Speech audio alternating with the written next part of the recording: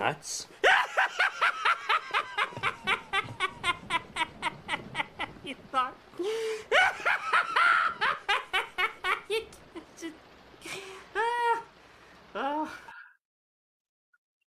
What's going on, everybody? You have made your way to the King of Content show, and I am your host, the King of Content. Guys, you will see gaming, you will see topics, you'll get to see my guest. Today's special guest is none other than Hoults, and we'll be going over the mystery topics.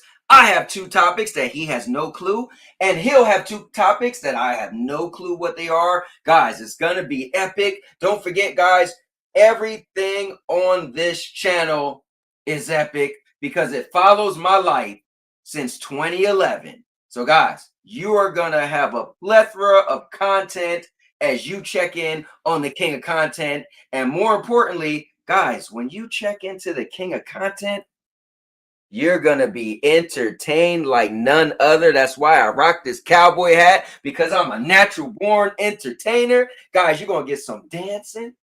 You're going to get some martial arts. Guys, I'm here to entertain because I'm the King of Content. So with that said, I'm going to grab a chair. I hope you guys grab a chair, and we're going to get the show started. So let's see. The first thing I like to do is go through the comments to check out the early adopters, as I like to call them. So let's see. First in the building is Mr. Urban World. He said, I guess I'll be doing the live with you in person. Get ready. Mr. Urban World, I'm ready. Just knock on the door, bro. Don't go crazy. Sanchez is in the building. Sanchez said, Mr. Urban World live in the show. Oh, man. Let's see it. Mr. Urban said, yep, I'm on the way to his house after I leave Subway. Sanchez Gaming. Hoults is in the building. And Mr. Urban said, Hoults, see you soon. All right. So with that being said, I noticed something is off. You know what it is? My dog is looking at me. I think she knows what it is. Guys, you can't have a cowboy without guns. Let's just be honest. So let's get the camera to the right level to have the gun show. Oh, yeah. All right, guys. With that being said, my special guest is sitting patiently backstage. And I am dying because you guys know I started doing a thing where I do these mystery questions. And I want to know, what will his mind come up with? So before we start the show officially, there's three things I like to say. Number one, hear me out. This show is gonna be epic. Cause I'm a cowboy. Oh man. And number two, Sanchez just said it. I'm gonna throw this up here right now. He said he's missing Chucky. Well, guess what, Sanchez? What I like to tell the people is I'm a winner. And I hope you guys are winners. And when you're a winner, you can cover any topics. See, I'm like the TMZ of the community. Guys, I go around the community. I see what's going on. I go around in gaming and real life. And said real life as if gaming isn't. Well, you know what I mean. I just cover any topics and I put it in a ball and bam, guys, we could discuss anything on this channel. I even allow any one of you guys, the viewers, to just click a link and jump on into the show and be a part of the channel. But to do that, guys, there's certain rules. And I just want to tell you this. And I feel like I can't explain it as good as he can. So these are the rules. You're a winner. And you know what winners say. Fuck the losers who can't take a joke. Man the fuck up.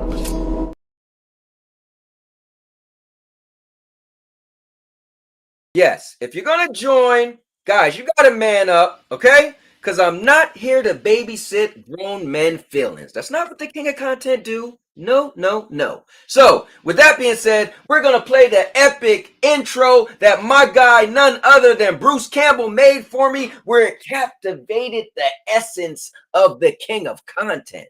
So, with that being said, let's rock out, and then we'll have our special guests. And now, your mama knows.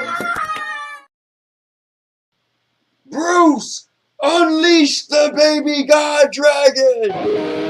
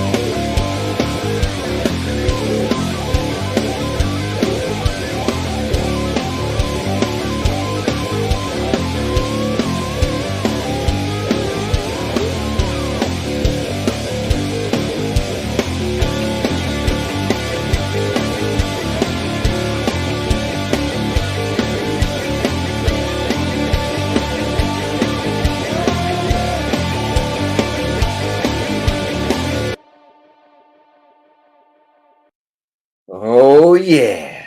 All right, guys. So with that being said, it's time to bring in the special guest. Let me see what Mr. Earl is saying first. That this raggedy Jersey public Wi-Fi at Subway is horrible.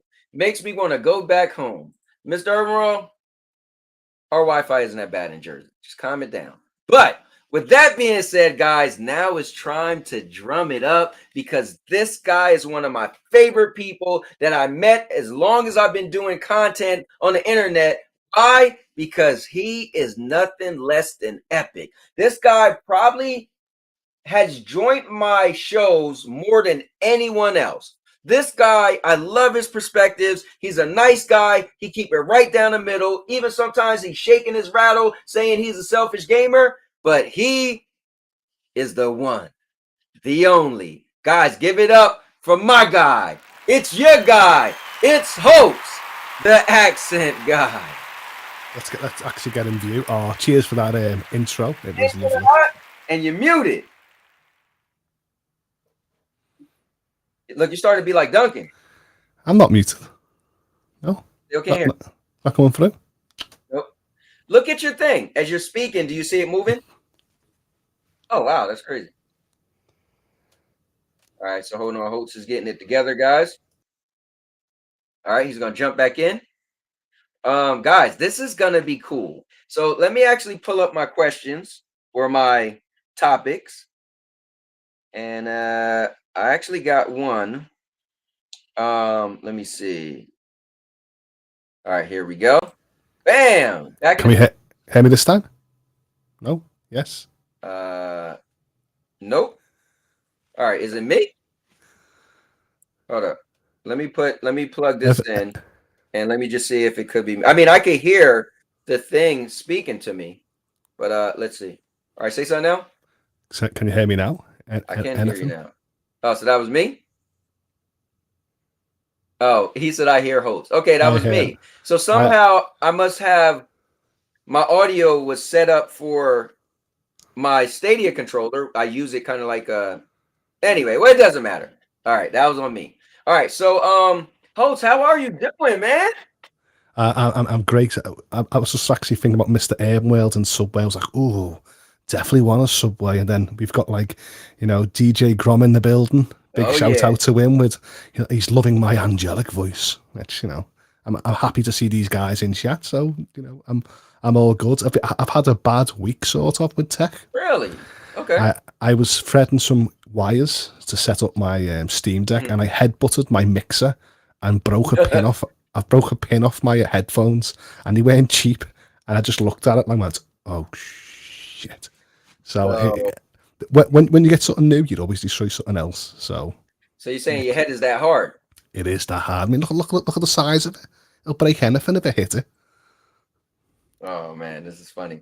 So you see, Mr. Overworld said he needs some anime questions and some Japanese questions. So, oh no. Let me see. All right, let's see. DJ Grom, we can hear him. All right, so it's my fault, guys. That was me. That was weird. But How's the mic levels? I was in the background. You sound great. I was in the background waving while you were talking to Sandy about Arby's and delivering. I was like, Cowboy. Whoa. You know what they say. Don't talk about in the background waving. Over here. Let's get it. Oh, man. So, Hoults, man, this is really cool. And what's cool about it for me is I know you actually don't mind discussing non-gaming stuff. Right? Yes. What's cool is you actually are well-rounded, and I used to love when you came by. What are you trying to say? I used to have muscles, and I have to call them well-rounded now. Not talking about that rounded, but yeah. So I know this is gonna be cool and it's gonna be fun. Man. So let me ask you this before we even get into it. So I want to get into some non-gaming stuff. What shows are you watching right now? I've just come off from watching the House of Dragons episode 9. Okay. I've also just sort of finished the Rings of Power. Wasn't really happy with that TV show. And yeah, they're just the two shows I'm watching, but I've got some that I'm sort of anticipating, should I say. So I'm waiting for like that Wednesday Addams Family, and I'm all up to date on stuff. I just need something to start. But my mindset is not TV. It's actually games and the likes of, I've got loads of concerts coming up in the end of the month, so I feel like I won't really have much time for TV, even if they brought something out anyway. Okay, fair enough. So my mind is a little crazy, and so you know me, but the thing is, Hoults, I'm dying to hear from you, right? Okay. So I'm so curious on what your topics or questions is going to be. So the question is, we got to figure out who's going first. That's first things first. No, guests go. I would say the guests go. I'll go second. You go first. Okay. You can bring the question in, because I had these questions down because I've spoke before from different perspectives, and I thought. Okay. So I was like, I wonder what Cowboy's going to say. I was sitting there all week worried what you were actually going to ask. Not too crazy. So the thing is, guys, Lady Balls, aka Nicole. So I was talking to her today, and I was like, I need some stuff to ask, right? And she was like, "Oh, ask Hoults this." And I was like, "Well, that might be interesting. I don't know if this is a good one for Hoults, but I was like, you know what? I'm gonna ask him anyways." All right. So this is what she wanted me to ask you, and we could discuss it. What is the most important life skill that is not taught in schools?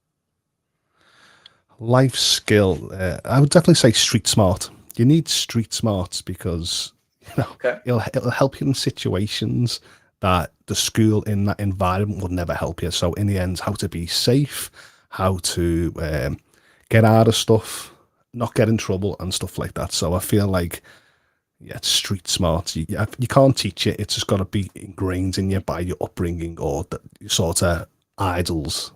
And that doesn't mean you have to be a bad person. That just means that, keep your noggin about you on what's happening in your surroundings, should I say. That's pretty good, man. That is true. And it's funny because how can schools teach you street smart, right? It's like, I guess it's something you learn, but some people don't have it because of their upbringing, right? So some people are sheltered and they never really you know, their parents make sure they avoid any conflicts in life. I was very sheltered kid growing up because my mum and dad, they came from like sort of a certain upbringing, and they didn't want me to get brought up in the same ideals. So they sort of, like with all parents, they sort of want to better the kids. So I grew up and I was good in school. I went to certain things. I kept my head down. And then when I had a certain age, my dad went, "You're not street smart, you haven't got a clue how the world works." I was anti against everything. And my dad says, "That's not how the world works. The world is not black and white. There's some grey areas. You need to get street smart, you." But it wasn't my fault that I wasn't street smart. It was their fault for taking me out of the situations to ever learn it in the first place. Right. Now, I did ask Hoults this ahead of time, guys. You can ask Hoults questions. So if you guys want to ask Hoults questions, he's definitely open to answering questions. But Hoults, do you want to talk about this? Real quick, DJ Grom said you watched the Wicked show on Twitch last week. You want to tell? Like I said, like DJ Grom, like seeing him in chat and stuff like that. I said to them in the Discord, people have to join. I said, "Cowboy and that, who is this DJ Grom? I need to actually have a little, see what his content's all about." So then I headed off to Twitch, and for 3 hours straight, I was just in stitches from the show, from his past guests, his past pairs, but mostly him. I thought his humour and his choice, how he interacts with chat and the people in like the Star Trek sort of game and stuff like that was just great. So I'll be definitely tuning in again on Tuesday because I think maybe I'm a bit addicted to it now. Yeah. Good stuff, guys. Make sure you check out DJ Grom. Go check him out on Twitch Tuesday nights. Yeah, man, he's pretty epic. And what Hoults failed to leave out was when Hoults asked me, I immediately rushed over there and got the link and gave it to Hoults myself because I am one of these people where I feel like content is king, right? And you may not like everything I have to offer, but you may like somebody else. So I don't want to be the keeper of entertainment, right? I'm not the guardian, the gatekeeper entertainment. So if I hear somebody had I wonder what DJ Grom's stuff is like, I want Hoults to check it out for herself. Now, Hoults said he's going to watch tomorrow. That might mean Hoults won't be here. But guess what? DJ Grom does something different that I don't do. And I think if someone say, I really like that, he's funny, and I've witnessed his stuff too. And DJ Grom, man, he's out of there. And it's cool. It's different. It's very different. So I want people to explore content creators, right? And content. So if you guys could come here and find a new favorite content creator because I mentioned it, I'm doing my job, man. Well, when I was actually listening through his playlist and the sound, he always reminded me of like a Tim Burton character, like mostly Beetlejuice. I thought his persona on the mic was something that you can. His voice was just so great, and that's what it says. It reminds me of like Beetlejuice in space with his knowledge of Star Trek, but also and stuff like that. And it was just I wasn't expecting it. So in the end, once again, Cowboy, it was great that you extended that link, and yeah, definitely. I just want everybody to and you know me, it's like night for me. So to hear some bit of humor and a bit of music before I settle, it was actually it was a nice pace changing from like the gaming aspect. Yeah, because I've seen there's times where you was up really late and we're all like, somebody was like, "Is Hoults drunk?" I'm like, "Man, Hoults is fighting his sleep." You're like, "Yeah," and I'm like, "Man, Hoults is fighting his sleep." But there could be a chance that I was drunk or I was actually sleepy. I don't know. I don't know. We don't know. He said, "OMG knows my name." Oh, look, Rock is in the building. What's going on? Let's give it up for Rock. He said, "Hoults, who goes there?" You mean Steven, Rock? Let me see. Thanks for the plug. Definitely, man. Definitely. You deserve it, brother. Guys, also check out Rock, man. He's a great guy. And he is, I like to call him the godfather of Stadia, have great content. So we got our first question already. And it has to be Mr. Herberworld. Question for Hoults.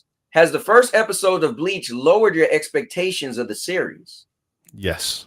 It's I think there's a time and place for everything. So I think nostalgia is what the fans wanted in sort of anime space because Bleach was one of them epic moments in the anime at that time. And I feel like as the anime community industry has actually evolved and grown, we've got better shows that's got the same theme. So in the end, the voice actors, the story plots, The visuals are just all amazing. So when I actually sat down to watch it, I was like, oh yeah, we get it on Disney Plus. So when I sat down to watch it, I thought, oh, this is going to be epic. And then when I sat there, I thought the pacing was really bad. Okay. Compared to like, it's already an established franchise. So I was sort of yawning a little bit. And then the visuals and the character development wasn't there at the moment, should I say. So I still love the series. I'm definitely going to watch it. But it wasn't one of them things where I would recommend a new fan to jump in straight away and say, okay, based off of the first. No, I mean, when I saw Ichigo and Ishida and Okahime and Chad, it didn't make me go, oh my god, I can't believe it's back. I didn't get that adrenaline pick. So, and I think that's because of I think it was nostalgia that was building up for the show. But we shall see. Okay. All right, so what I want to do is get back to the question. So I'm going to answer it now, Holt. So the question was, this was from Nicole. She was the first guest on these mystery topics I started. Her name is Nicole, aka Lady Balls. She said she wanted me to ask Holt, what is the most important life skills that is not being taught in schools? So Holt said street smarts. I'm going to say, now we're not saying college, right? So I'm thinking we're saying from grade school to high school. I think it's personally economics, right?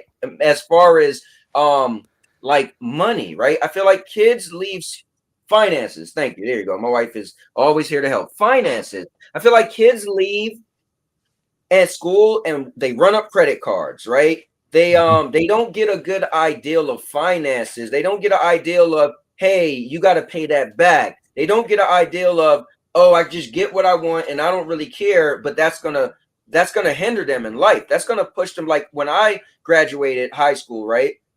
Well, my circumstance was kind of crazy because I got married in high school, but I did the same thing, right? I got my first credit card. I ran it up. I'm not paying that. It was just the dumbest thing ever, right? Now this is going back some time, but I just know that kids just feel like, or younger people feel like they're more entitled. They feel like they get what they want and nothing else really matters. And I feel like there would be nice if there was a class, right? And Holt said street smarts. I feel like street smarts kind of get up in your face because it's life lessons, right? It's real life lessons. I almost feel like there needs to be some serious tough classes about finances where they drill and make kids feel like, oh man, I don't want to mess up my credit. Like kids don't walk out of school and they get out the credit. I thought like what you meant like is the question like that's not taught in school. I mean, and it will never be taught in school. But if I can just change the question, for example, my answer, for example, if it's something that I want to see be taught in schools, I definitely believe that all kids should be taught in first aid. The amount of incidents that like people that don't know what a defibrillator is and stuff like that. I believe health and hygiene is important, not just for other people and your personal growth. And also, I feel like cooking should be a thing to actually be independent as a single person. Should start at an early age. And there's loads of lessons that I think I should encourage, but the show will just be going on and on and on. Now, you know what's funny? When Nicole said that question, she actually said cooking. And I was like, cooking? And then you said cooking. So that's interesting. We live in a world these days where even like the optics of even genders, there's no one these days now that are actually cooking for themselves, and we're all defaulting to like takeaways and stuff like that, and that's actually creating obesity, and obesity is actually affecting the healthcare. So I feel like if we had a health study that showed us how to look after ourselves and provide for yourself first and then a family, then I feel like it's actually a nice nudge in the right direction, should I say. That's pretty cool, man. Let's see. Rude Days is in the building. No, so Miss Sanchez, I haven't heard a hard knock yet, so I don't think Mr. Urban World is here yet, but we're still waiting for him to show up and knock on my door. And Rock said yes, finances. But Paul, what's going on? My right hand man is in the building. So Hoults, so I did my question or my topic. So let's hear your first one. Okay, right. So I've actually wrote it down to try and see if it actually. Just give me a second. So guys, if you just came in, what we're doing, we first start the show off. Each guest that I have, they come in the beginning, and we have two topics or questions. Hoults has the guest has no clue what mine are, and I have no clue what his is. So we went over mine, and now let's hear yours. So this one is, so I was pondering this all week because I was speaking to Okay. a few friends from the Eastern, I was from, let's say Japan, you know what I mean? Okay. And we got in this way, and I thought, well, maybe I should actually ask this approach to a Western society. So I actually got, do you feel like people change their expressions in hobbies, interests, and even fascists based on society's approach? Yes. So what I was actually going to say is, you'll say yes, but you can on first. Well, I want to explain. So I definitely say yes because I'm watching my daughter who's 16 years old, and I watch. I'm gonna use the term fad, right? Things become popular because it's a fad. It's like you get a section that says it's like lingo and slang.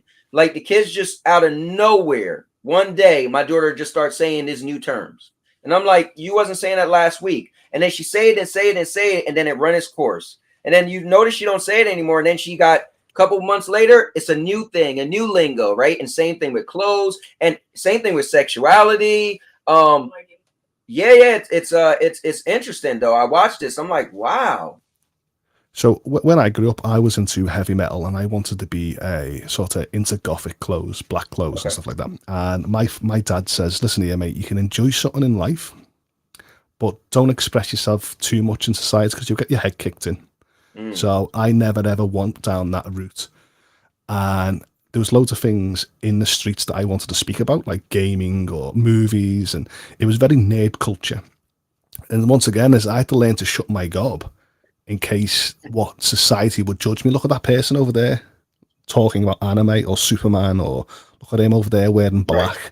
Or if I wanted to wear, what happens in my area, there's certain brands that a person had to have because it was sports related.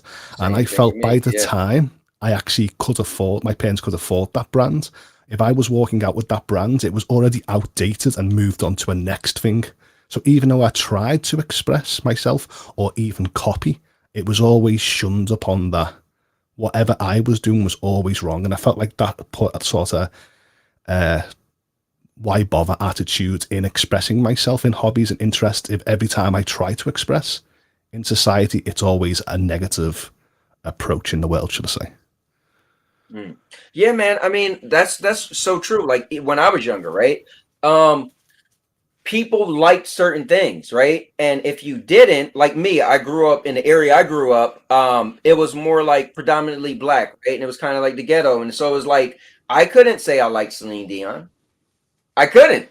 I did. I remember, you guys know the song Black Velvet and a little. So Celine Dion's such a great choice, isn't it? I mean, like I said. Now I got more into Celine Dion when I got a little bit older, right? But I'm going back, right? So Black Velvet was one of my favorite songs. I used to stand on my bed with the broom, acting like I was playing the guitar. My friends never knew.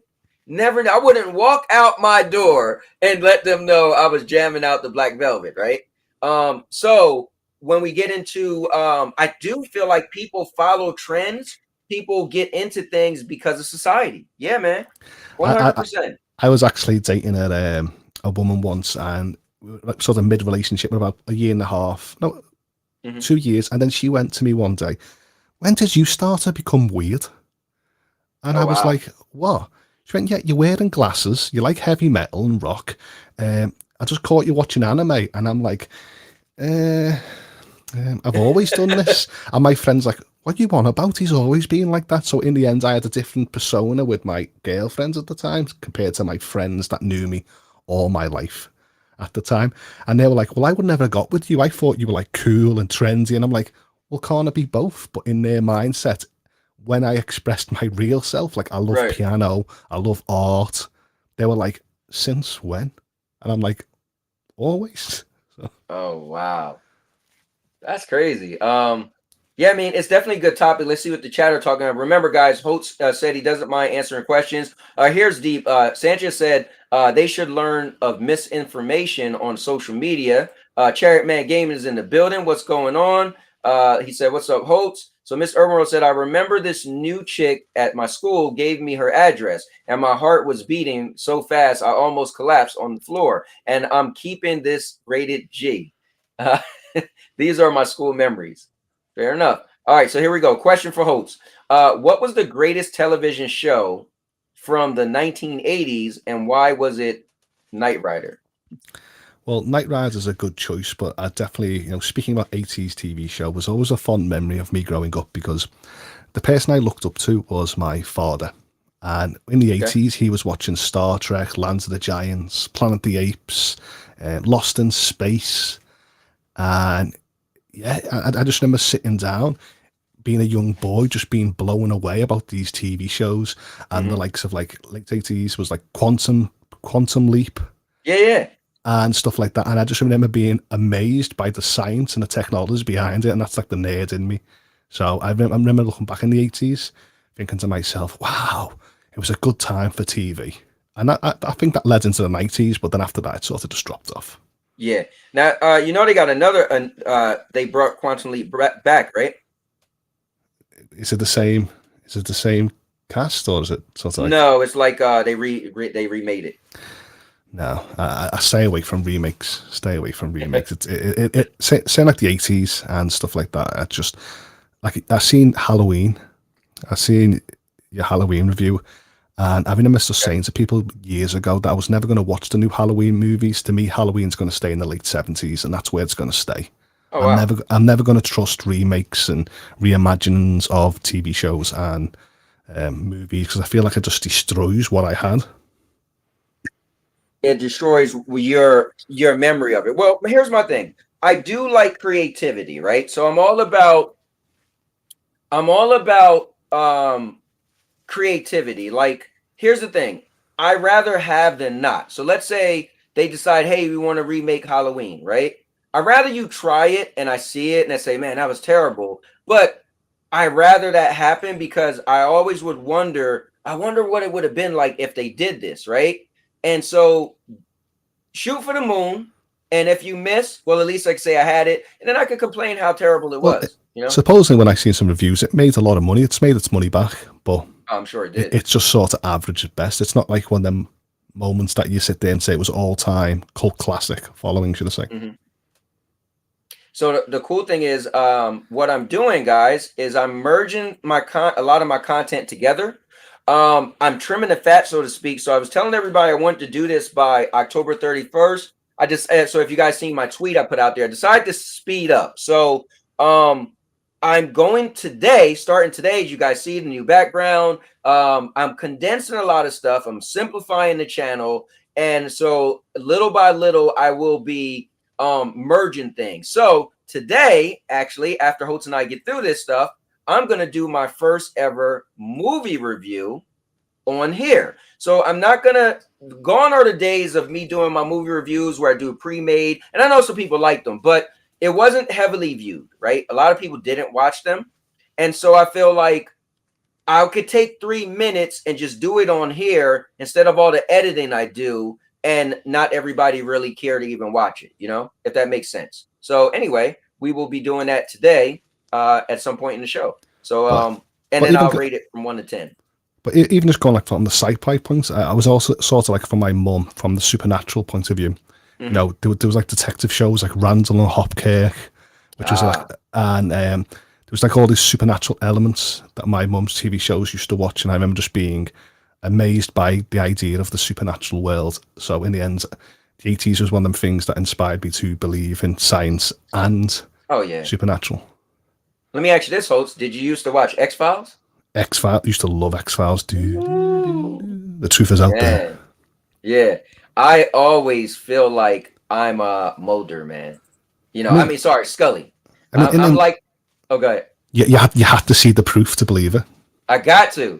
Like, Hoults, if I don't see it, it never happened. Do you know like what I loved about the X-Files is that each certain episodes there was points where you were close to believe there was aliens.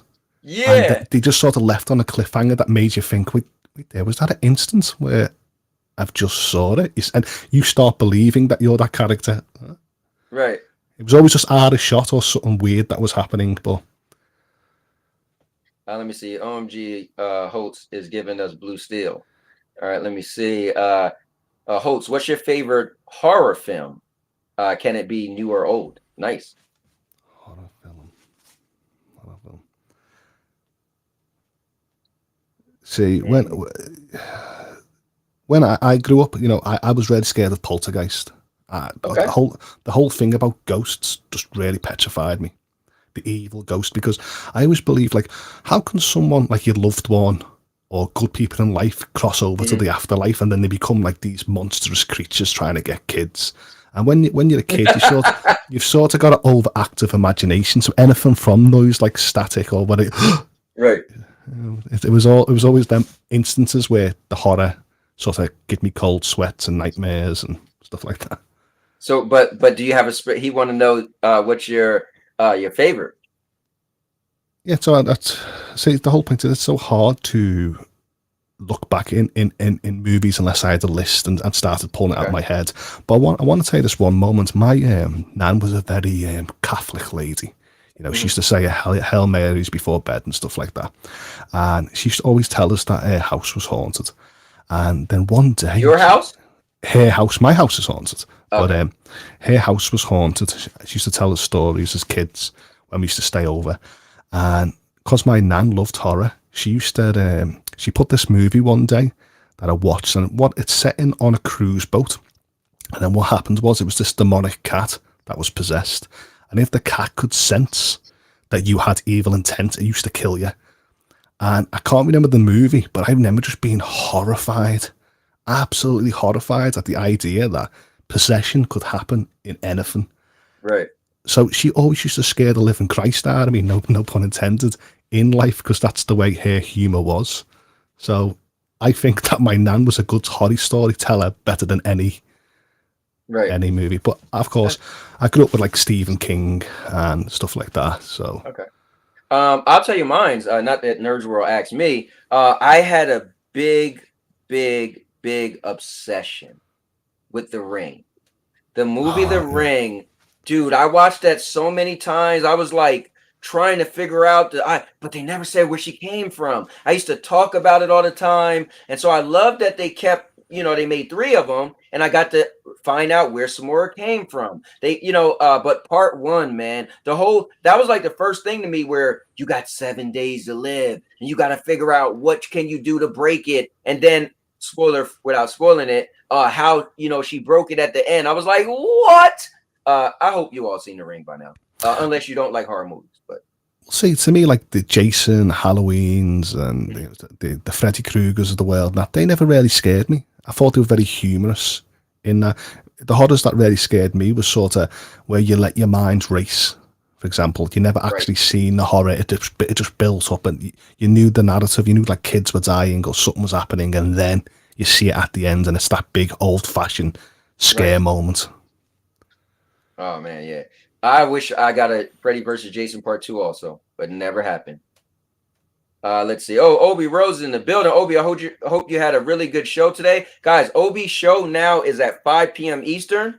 So he's going to be streaming from 5 p.m. Eastern to about 6 or 6:15. So you guys can check him out. I know we're going to be clashing, but guys, go check him out. You can watch my show later. He's new. He's just starting up. So, definitely give him your time if you can.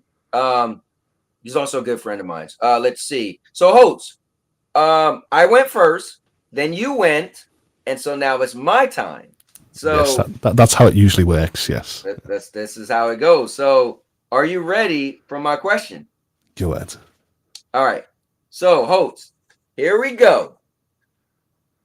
You are given the power to kill people simply by thinking of their debts, their debts, and twice repeating the word goodbye, people. Wait, I got to say it right. All right. The words is goodbye. Okay. People would die a normal death and no one would suspect you. Are there any situations in which you would use this power?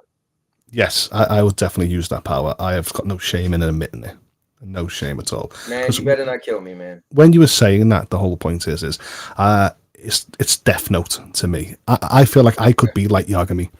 I believe like I have got good intentions at first to believe I can sort of change the world and sort of affect it. Because remember, bad people in the world. And if I could just strike them down and feel like I would. But like I said, that's sort of a God complex issue and a God complex. And I know that after a certain time, I would actually do something wrong, morally wrong, where I feel like without the right information, I would strike someone down without actually knowing they'd done anything bad. So I feel like I would initially say, yes, it'll be a blessing, and I would do it, but then I know it'll actually be a curse. Because it's like no one should have that power. And yeah, definitely, because I don't like the way the world is, in the sense that there's bad people that kill a lot of people, and then good people die because of sickness or incidents and stuff like that. So I feel like that if there was a judge system and I couldn't get punished for it, I would be judge, jury, and executioner, and I'll be writing all them names down. So here's what's crazy, right? First things first. I feel like in order for me to kill somebody, I would have to be really invested in that person I want to kill. So the question is, like, it would have to be like some guy did something really bad to a little girl or a boy or something, and you know for sure. But how would I know for sure? So it'd be so touch and go, because would I kill the right person? Like, you know what I mean? So it'd be interesting. And that's why I just said that the God complex issue. At first, I'll have probably remorse by doing it, but then I know that with the power to corrupt, and I know I shouldn't have that, and I'll just be anyone. You know, I could have a bad day. Someone could just irritate me, and I'll just be like, yeah, because there's no repercussion, there's no law, right? Because nobody would know it would be you. No, yeah. You. So you're sure to become egotistic, wouldn't you? Now, Paul said, was it the Uninvited? I can't remember 100% what the Uninvited is about, but I thought I seen the Uninvited, and that wasn't a movie with a cat on a ship killing people. So I don't think it was the Uninvited. Let me see. You have 7 days for Stadia to die. Damn. DJ Brown said, nope, January 18th. Let me see. Ate so much food, I feel sick. Wow. Let me see. I need to get it together. Yep. And you didn't get here yet. Sanchez Gaming. Traffic. Yeah, right. So Mr. Herbal, bro, I started this week in my new job, but I'm changing my eating habits. Good stuff. Obi Rose, you are avoiding junk food. He's asking. Let me see. I'd use that power to kill Cowboy and Phil Harrison. Damn, man. Let me see. Now your mama knows. I mean, if that's a question, the answer is no, because I don't think Phil or Cowboy is ever. But my mind's going to like really evil people. The people where. Hey, some people think I'm really evil. I'm just saying. No, I mean like the people that think you're going, like, their actions on this planet. Yeah, they're definitely going to hell. So I'll just make sure. Brightburn is one of my favorite movies, man. That was really cool. Love that. It was kind of like a flip a Superman thing. So Hoults, I will answer this. I think I would too. I would definitely use it, but I would have to, like, it'd have to be concrete. I would be like the vigilante, right? Like it would have to, I would like because I would have this power. I would say, you know what? I'm gonna go and kill a bunch of people who deserve it, right? And it would have to be someone who killed someone or who almost killed someone, and their intentions would have to be horrible. So I would do so much research and make sure this person I'm gonna kill. Have you seen Death Note? No, but I know what you're talking about. There's a character called Light Yagami, and he just sits there. He's like, you know, a great moral in society. He starts off as that, and he's that guy that he'll sit there on the news, and he'll be eating potato chips. And he'll just be writing these names down, like, you know, this person, Heartstack. That'll be me. I'll just be sitting there watching the news. Then when I see a bad person, it'll just be instantly. He'll be like, goodbye. Yeah. That person just dropped dead somewhere, or don't wake up the next day. So here's a question for Hoults. Let's say someone broke your leg with a baseball bat, but apologize a week later. Would you spare them or get rid of them? No, sorry. It'd be too. If you had the intent to hurt me first, and you could apologize. You've already done the initial immoral act. So if I feel like by the time you're breaking my legs, I'll be shouting your name, goodbye, and then that'll be it. Damn. And then I'll sort of feel guilty maybe. But of course, with this power, it's already corrupted. So in the end, you'll just be a person that broke my leg, even though you could be, you know, you could just have a bad day. You could be a great dad. You had kids. You helped the church. I'm just trying to say, in that instant, there will. I don't think having this godly power, I feel like, you know, I'll initially use it in that instant than ever thinking about the repercussions until it sort of changed me in that way, should I say. I think I'm kind of like you though. In the beginning, you said, that power might get a little hard because you break my leg.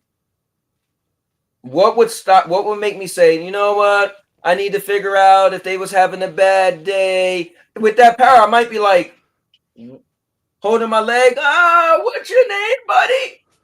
I might be thinking, ooh, so I don't know, But here's a question.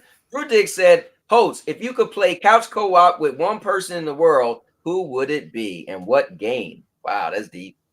Oh, God, there's so many great games. Yeah, right? I mean, great people, a co-op game. I've enjoyed so many co-ops back in the day. Let me actually just think about that for 2 seconds and I'll... Yeah. Let me try to figure it out. So I think one of my favorite co-op games was the X-Men arcade game. Now that was 6 players, but man, I always go back to such great times playing that game. So maybe if I could play that game with, I wonder if my wife ever played it. So maybe I'll play that game with my wife. So that would be the game, and my wife would be the one person. I mean, my best nostalgic moment in gaming was the PlayStation 1. And we just got smacked down with a multi-tap with 4 controllers. Ooh, yeah, I remember. And just having 4 friends sitting on a couch and playing a ladder match, for example. You just beat the living crap out of all your friends. You're about to get the belt, and then your ego gets the best of you, and you go, is that cowboy moving down there? I'm just going to and you'd always like senton bomb off it, just like, and then someone will stand up and screw you out of it. And then that person could have been doing nothing all match and then just won the belt, and that was the lesson. Dude. So if I could bring a friend back from my childhood just to sit down and play them moments again, I definitely would in a heartbeat. See, this is what you just described, because I'm such a wrestling fan. Now if anybody listened to the essence of the words that came out of Holt's mouth, that's how much it was when I realized I'm not going to get WWE 2K 2022 on Stadia. Like, I need to do the nonsense you just said. Like, it could be that one guy that you thought he wasn't winning it, but because you was about to grab it and you do something crazy and then he slide up and get the belt down, you like, and everybody like, bro, how'd you let him do that? What was this guy, something dog from D-Generation X? Yeah, it was Road Dogg. It was Road Dogg. He used to do like the sort of, he used to jump in the sort of post, didn't he? We used to sort of throw you into the corner, used to hit the corner, and then he used to run throw his legs out and sort of just like teabag it in the corner. Right. Yeah. Right. No, that was X-Pac. Oh, I knew it was one of them. Right. And yeah, X-Pac used to hit you in the corner. We already had to, when we used to play back with my friends, there'd be that moment where you go, do you know what? I don't think you've had enough punishment. And then he used to just go around, put everyone in a corner and do that to you. Or Rikishi used to do the bum. Or I used to stand up and go, you don't deserve one stunner. And then as you bounce back up, I used to stun you again. Whack.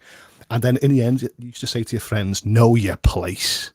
And then you as you were sort of had your ego, used to turn around and get hit by something. And I just remember just being in hysterics. And I wish I could mention a celebrity or someone that pops to my mind on Epinix. But when I reflect back on nostalgia, I wish that I actually did have a friend. The friends that I used to have playing co-ops. So I would love them to all be back and you've got time to sort of chill. Yeah, man. That is epic. Thank you for giving me those. Just thinking about all the epic moments I had in wrestling. I'm going to play wrestling tonight. What's cool is I sometimes just lay in bed and just have just random matches that I've seen on TV. Oh, wrestling comes on tonight. But anyway, Hoults. So Rudig said, Hoults, who would you cast as yourself in an autobiography movie? Ooh, that's good. My twin. Oh. That's so cheesy, but yeah, there you go. Hoults does have a twin. I don't know. I don't know if once again, all these actors and all that. I don't really know the names. I've never sat there and watched the movie and thought to myself, if I could have an autobiography, that person would be better suited. But leave a, put a comment in and actually say, think of my personality or the way I look, and actually just put a comment. It could be a joke, could be real. Name an actor that you would think. I don't know, man. I'm trying to think. You know who I want to play you if he could get the accent down? What is his name? Bradley. What's his name? Bradley. Bradley Cooper. Yeah, Bradley Cooper. I have Bradley Cooper. I really like Bradley Cooper. I mean, back in a few years ago, I grew my hair out to actually have Bradley Cooper hair because I love The Hangover. And seeing Stu with his hair, that's what I actually thought to myself. I wanted that hair. Now, how did I know that? I didn't, but I can see. I'm looking at you. I see your haircut. I could. Well, not now. You know, I'm like him as well. Bradley Cooper. You know, off we go. But good choice. Good choice. I like Bradley Cooper. It was on 360. Give us a flex, Hoults. There we go. Let's see. I think Eddie Murphy would make a great Hoults. Yeah. Oh, Daniel Craig. Oh, Daniel Craig. Do you know who I actually love? Eddie Murphy. There's two times I really love Eddie Murphy. I can't stop laughing at it every time I think about it. There was one in The Nutty Professor when he goes to that stand-up club and there's a guy called Reggie on the stage and they tell mother jokes and you know Eddie Murphy goes, "Bye-bye, Reggie," and sort of say goodbye. That's a funny moment. And then Police Academy when he gets kicked through the window and all the people are like, wow, that guy's just being kicked out of the window, but to see Eddie Murphy, who's also a cop, get arrested, and he's saying, "Did you see that? I just got kicked through a window." The humour of Eddie Murphy, how he react to it. He didn't just go back in the building. He was just dumbfounded, like, here I am, sitting on the floor. I'm going to take that defeat. And when everyone's looking, his humour is just so great. Like to say, I can't believe this. So that's funny, man. So here's another question. Rudi's keep coming up with these questions. We got to get to your last question. But he said, question for Hoults. What is your best quality of your personality? I don't think I've got a good quality take on a personality, should I say.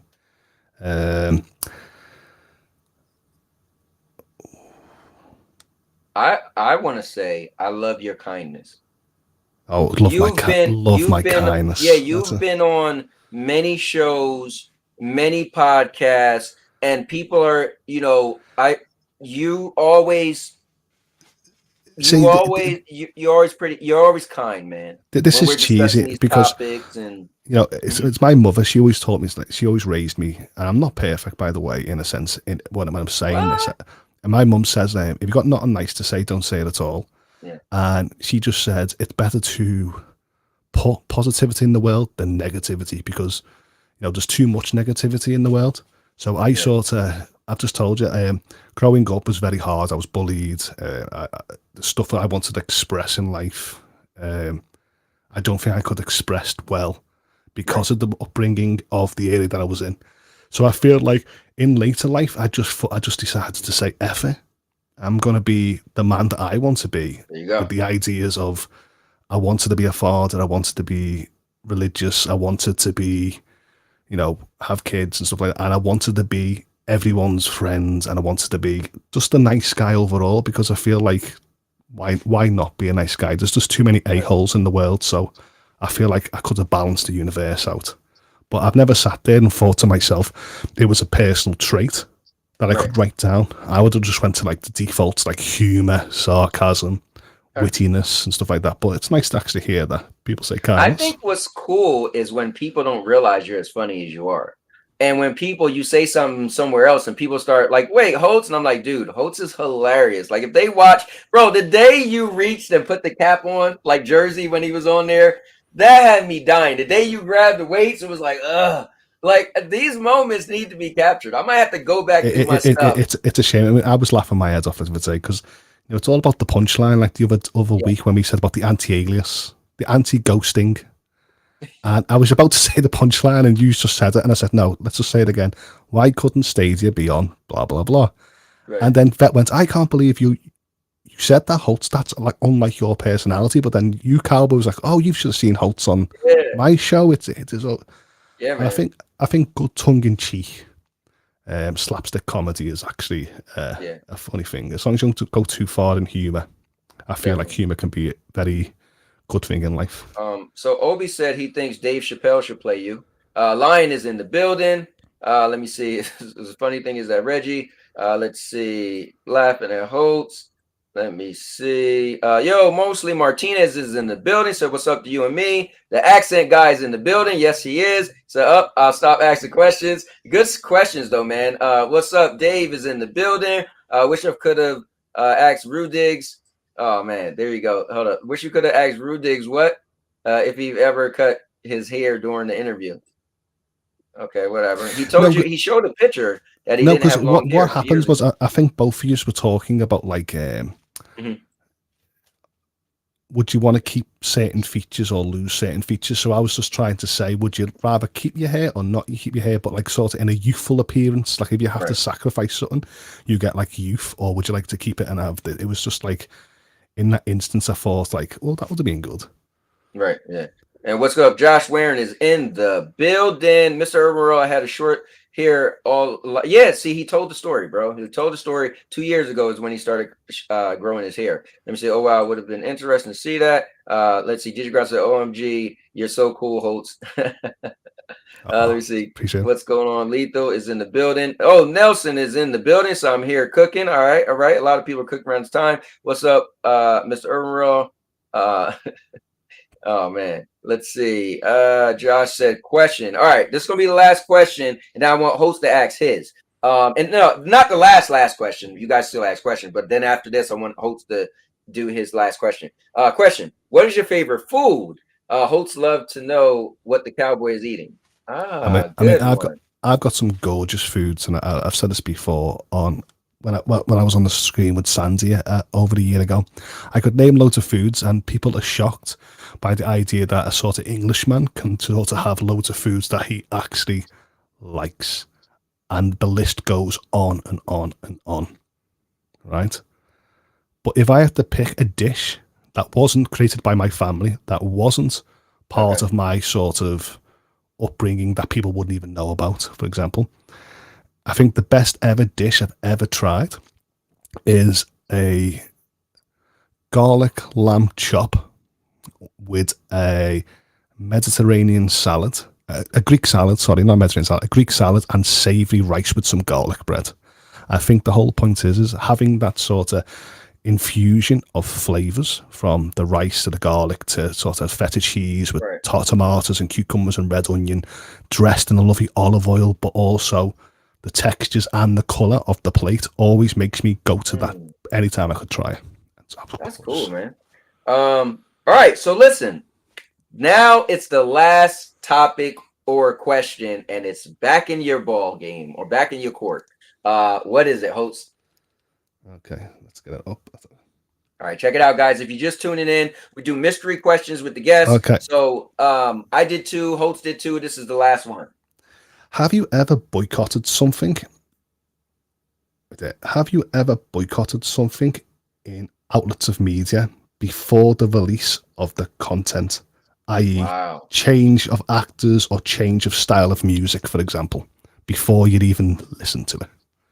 So you know what's deep is I turned on TK's 9 show today, and he was talking about the actress who played the lady, the main character from Bayonetta. She's asking people to boycott Bayonetta 3, right? Because they only want to pay her, I guess, $4,000. It wasn't enough. And then they pretty much was like, oh, there's conflict, so we can't have you anymore. And she was like, no, they pretty much pushed her out of it, but because she complained she wasn't making enough. So I personally don't, I'm like this. I don't boycott anything, right?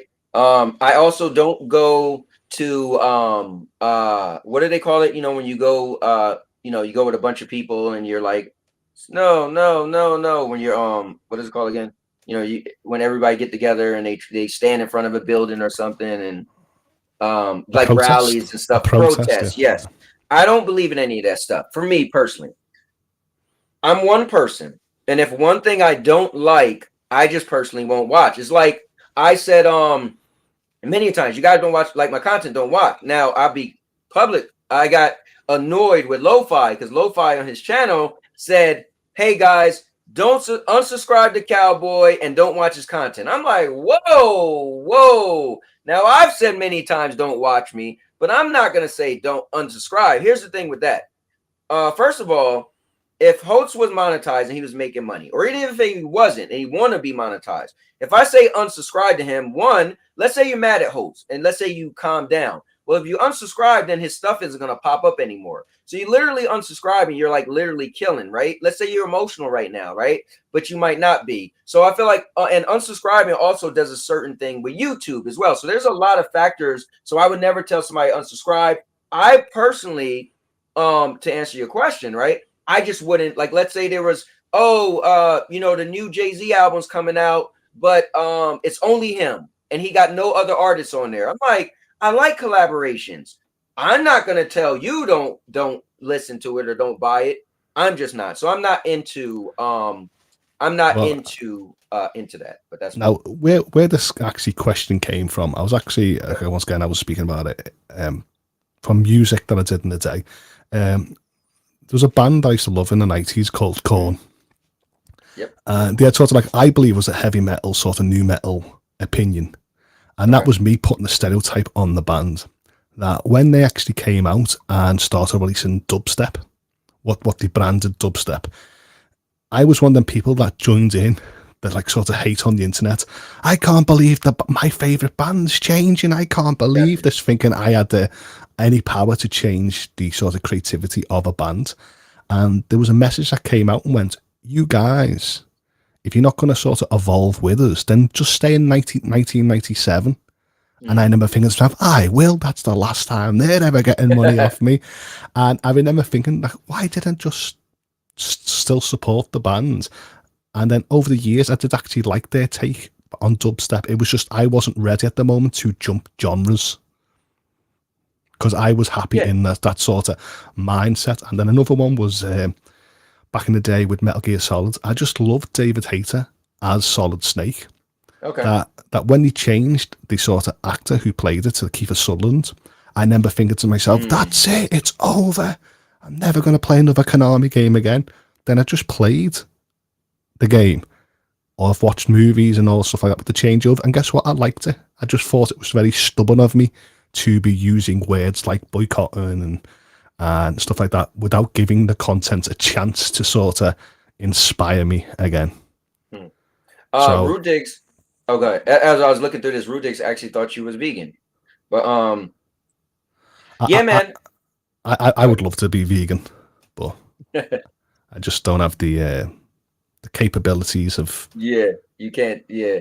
Man, I don't want to join in. Now, other people, if they want to ban stuff and protest and all that stuff, that's fine. But I don't ever join into it, because especially in the world where we change our minds so often, like I could get so into, like, look now, guys, I got a new background that I'm doing. Like I always tell my kids and myself, never fear change, right? So one day I might wake up tomorrow and say, you know what?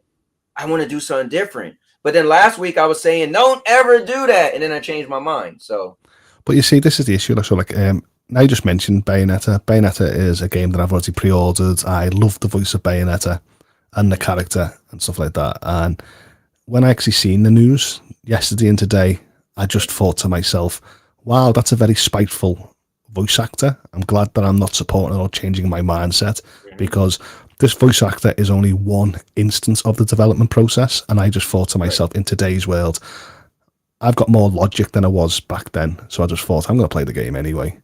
And then think about TK9 said something good. He said, she's telling us to boycott this, right? To not buy the game because she didn't make over $4,000.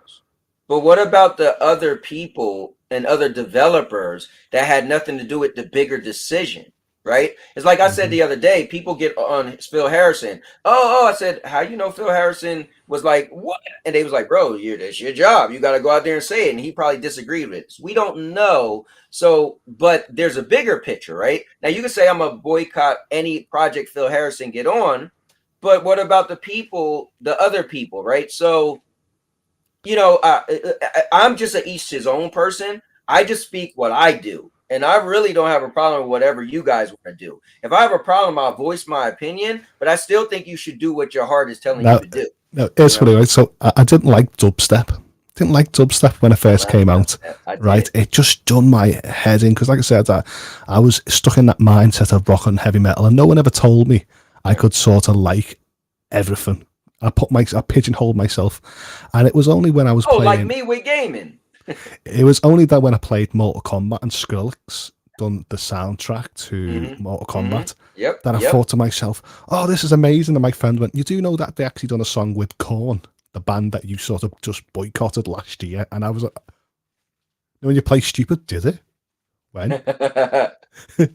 You don't want to accept it. When did I actually skip this type of music?" So I was very immature in my views, and like I said, I was only a teen at the time. So Yeah. you know, but I'm just trying to say that that's where the question came from.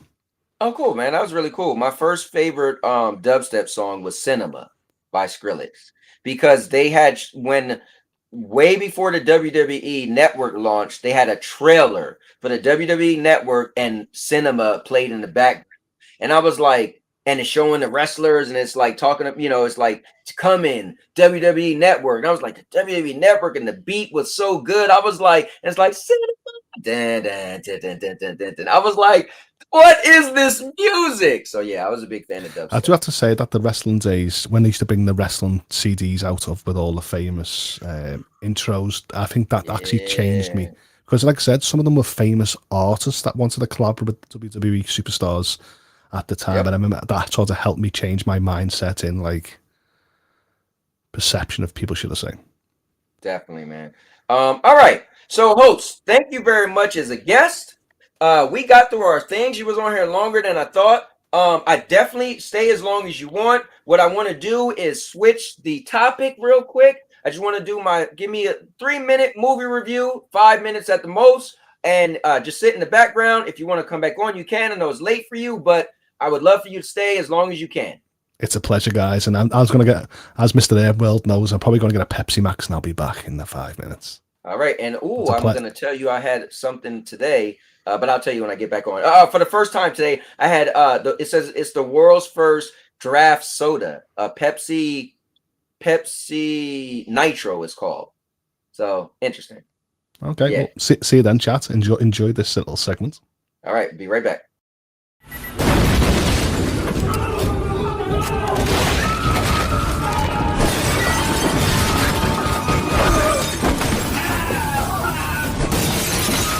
Topic switch. All right, guys. So I will no longer be making pre-made videos of movie reviews, right? So I'm going to do this live with you guys. And so last night, we actually watched Halloween Ends. So instead of going to the movies like we love to do, Sandy worked this weekend and she was real tired. She didn't want to go out, right? And so her feet was hurting. So we canceled going to the movies on Saturday, right? We was going to go with our neighbor. So somebody had, no, Mr. Emerald, thanks to him. He said, oh, are you going to watch? He said, oh, I know you love going to the movies, so I bet you won't watch Halloween Ends on TV. I said, on TV? What are you talking about? And the moment he said that, we were just sitting with nothing to do. And it popped up on the screen on the Google Chromecast Ultra or Google Chromecast with whatever that long name is. And it said Halloween on Peacock. And I was like, Mr. Emerald just told me. So we watched it last night, and I want to give you guys my movie review. But in order to do that, you guys know I like to pull up the trailers. So we're going to pull up the trailer, and I'm going to play a little bit of it, and then we're going to kind of get into it. So let me switch this camera. Let's play a little bit of the trailer. Okay.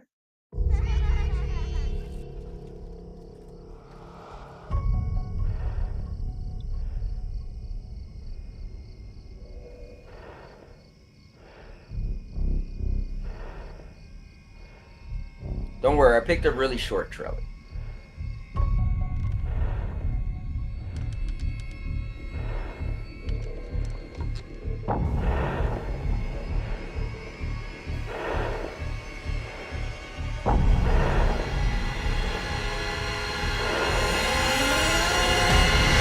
Come on, let's go. All right, so I'm going to get back to the trailer. So let me do this. So I'm going to break down, just like I did before with the pre-made content, the story, my first impressions, and entertainment. So number one, the story, I didn't like it. Like, I think it was kind of cool. And again, this is spoiler free. If they was going to continue this to be something, but we all know it's called Halloween Ends, right?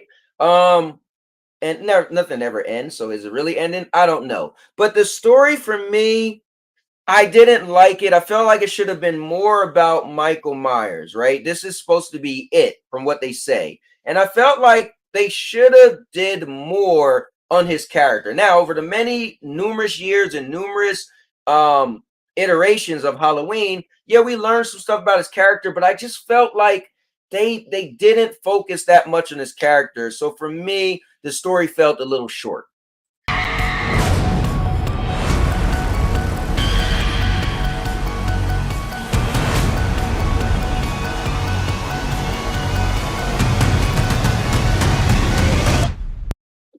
And I want to get into my expectations. So the last Halloween movie was pretty bad to me. It was very bad. The one before that was so good. Like, I felt they dropped the ball big time, going from what they made to what they had. So for me, I was hoping that this one would definitely be better than the last one, and it was. So my expectations was, please, please, please let it be better. And in the end, definitely was better than the last one. So it met my expectations, but I feel they definitely dropped the ball. So it did not exceed my expectations. Come and get me, motherfucker.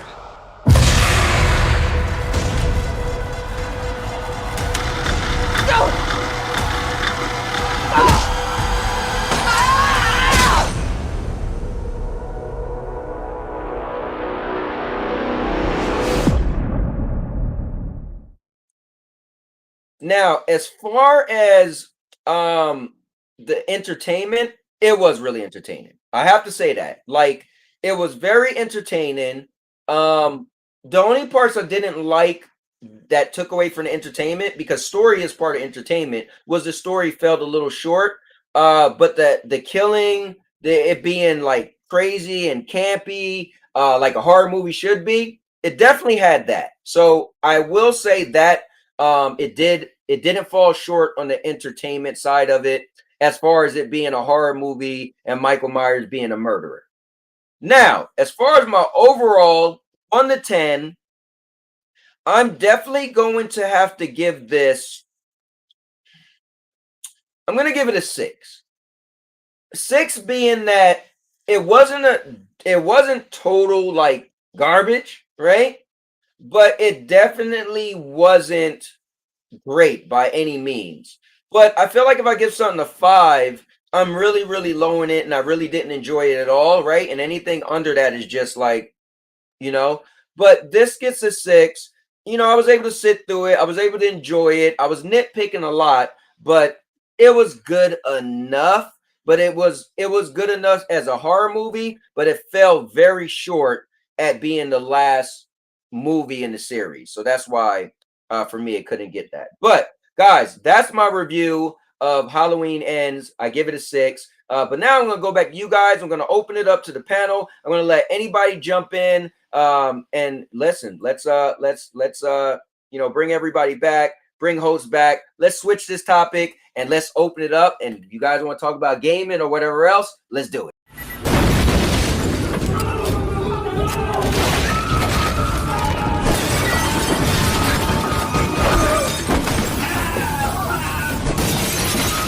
Topic switch. All right, so Hoults is back with me. I'm adding the link for you guys right now in the chat to join the show. I know it's a topic switch, but is Mike Myers still like a killer because he misses as a mum and got bullied? Yeah, pretty much. Yeah. So even after all these years, like what we're talking about, 40 years, he's still got this. Pretty much. Yeah, pretty much. Yep. All right, guys, I pinned the link in the chat. Anybody could join the show. What's going on, Michael? Let me check out the and now we can talk about anything, because now I don't have any specific topics. So if you want to kind of go over the movie, if you want to go over gaming, guys, feel free. Let's see. We could talk about anything. Let me see. Are you looking forward to the superhero movies coming out? Up to I can't wait Black to see Adam Black and stuff Adam. like that. Yeah, because I remember The Rock said, a while ago. He said the hierarchy of the DC universe is about to change with this movie. So he pretty much was saying, you think Superman's powerful, wait till you see Black Adam. So, and the fact that he's kind of not a good guy is kind of cool. So I'm definitely looking Well, forward to see, to me, it's not about getting someone that's more powerful than Superman, because Superman's very boring in today's comics, should I say. I just like the idea that he's got a different moral compass than all the other superheroes. He's leading more into the grey, and that's what I like to see a superhero. I sort of like to see a anti-hero, should I say, that we can all get behind. Like sort of like Deadpool and stuff like that. Yeah, definitely. No, I agree. I'm so looking forward to that. Mr. Herbal, I know what you're saying. So I think you can definitely get away with playing certain stuff. Notice I paused it. I think for some reason on a live stream, you could get away with some stuff as long as it doesn't have copyrighted music. If I played that whole thing straight on my pre-made content, for whatever reason, it 100% would get flagged. So I think I might be okay. But YouTube is messing with me here and there. So who knows? Maybe I'll be editing it out or whatever. But yeah, you put it in sections. It'd be very easy just to snip it, wouldn't it? Because it's not going on fair. Definitely. Let's see. Yeah, he did say what happened from. And let me see. Rudig said DC Universe fell off for me. They don't do enough to capture attention consistently. I think the issue with DC Universe is they should have never tried to merge everything like Marvel did. What Marvel was doing their thing, and DC was pretty much putting out like one shots or what do you call it when you got 3 movies, like a series, right? And so I think once they tried to do what Marvel was doing, then the spotlight was on them. Oh, can they do it better? And they failed. And so then people judge them based off of Marvel. But if you just take an individual movie or like a series, what is it called, Hoults, when they do 3 movies? Trilogy. A trilogy. If you just stick to them doing their trilogies, then I think DC isn't as bad. See, Marvel to me wasn't the greatest until they started bringing in continuing stories that sort of evolved over the movie franchise, and to tell us a sort of mid cliffhanger, then the end game, and then stuff like that. Because I didn't really like Iron Man at the start. I didn't like Captain America at the start. They grew on to me as they started. Like the world issues started telling a linear story that I can follow, should I say. I mean, my Marvel go-to was always the Hulk. Loved the Hulk back in the day. My favorite. It's my favorite. So that when I saw Hulk 1 and 2, that was amazing. I think that's what got me in Avengers. Wasn't really up to date with the idea of 4. But then, yeah, just seeing his character develop, especially in 4 Ragnarok and stuff like that, what was amazing. And I feel like he brought that cinematic magic, and then they had this gold, and then he dropped it. Yeah, so I feel like Marvel and DC now are both on par. So I do hope that DC Universe has learned their lesson, and actually what they're doing with this Black Adam is actually knocking out the park. Because I'm really looking forward to have a bit of faith into superhero movies again. Well, let me do this. Let's get what he thinks about superhero movies, bringing in none other than the guy, because he just entered the Chosen Zone! All right, this definitely isn't the Chosen Zone, but he is the master of the Chosen Zone. Obi Rose is in the building. What is going on? You know what? This is very nostalgic to me. You know, the first time I came on your show, it was just me, you, and Hoults. And, you know, together forever. I didn't notice that. I forgot all about that. Yeah. No, I just wanted to say what's up. So, yeah, what do I think about superhero movies? Yeah, they're awesome. Cool. Are you looking forward to... well, no. So hear me out. So help me out. Help us out. You mentioned on your show that some of them were getting delayed. So which ones are getting delayed? Could you give us some insight on that? I'm trying to think. You said I mentioned they were delayed. No, they were delaying. Wolverine, right? Or not Deadpool. Wolverine, Deadpool, Avengers, the new Avengers, and some other movie that I'm just like, really? Yeah, I remember it's like, 3 of them you mentioned. This is my take. I think, superhero movies are great, right? They're amazing. We all love them. The problem is, what happens to the thing you love the most when you just completely do it and do it and do it over and over and over and over? You play it out. It's just like why don't you listen to Summertime by Will Smith all the time? Because you've heard it so many times. and Sure. I feel like they're about to ruin it, man. Like you gave us Thanos. He was literally the closest thing to Darth Vader. Like before Darth Vader was number one, it would you had to, but respectfully, Darth Vader Right. is the baddest villain of all time. Then you probably go to Joker, and then you're probably just like, all right, let me think of an anime villain, or let me think of like some cartoon nobody's ever seen or something, right? You know, so you had to give it to Right. I just lost his name. I lost my whole train of thought. Thanos. Thanos. Yeah. So what are you gonna do after you got him? Just let it go out the way and just let it be over. That's just my personal Well, they opinion. can't let it be over. Here's the problem. Here's a good thing you brought up. And the other one you were talking about was actually Blade. They're the director. Blade, They yeah, need look Blade. for a new director of Blade. Here's my issue. When I heard Disney was buying Marvel, I had a fear. I was like, Disney, they're gonna turn everything into a joke, and they did not. But you know what's happening? Now they are.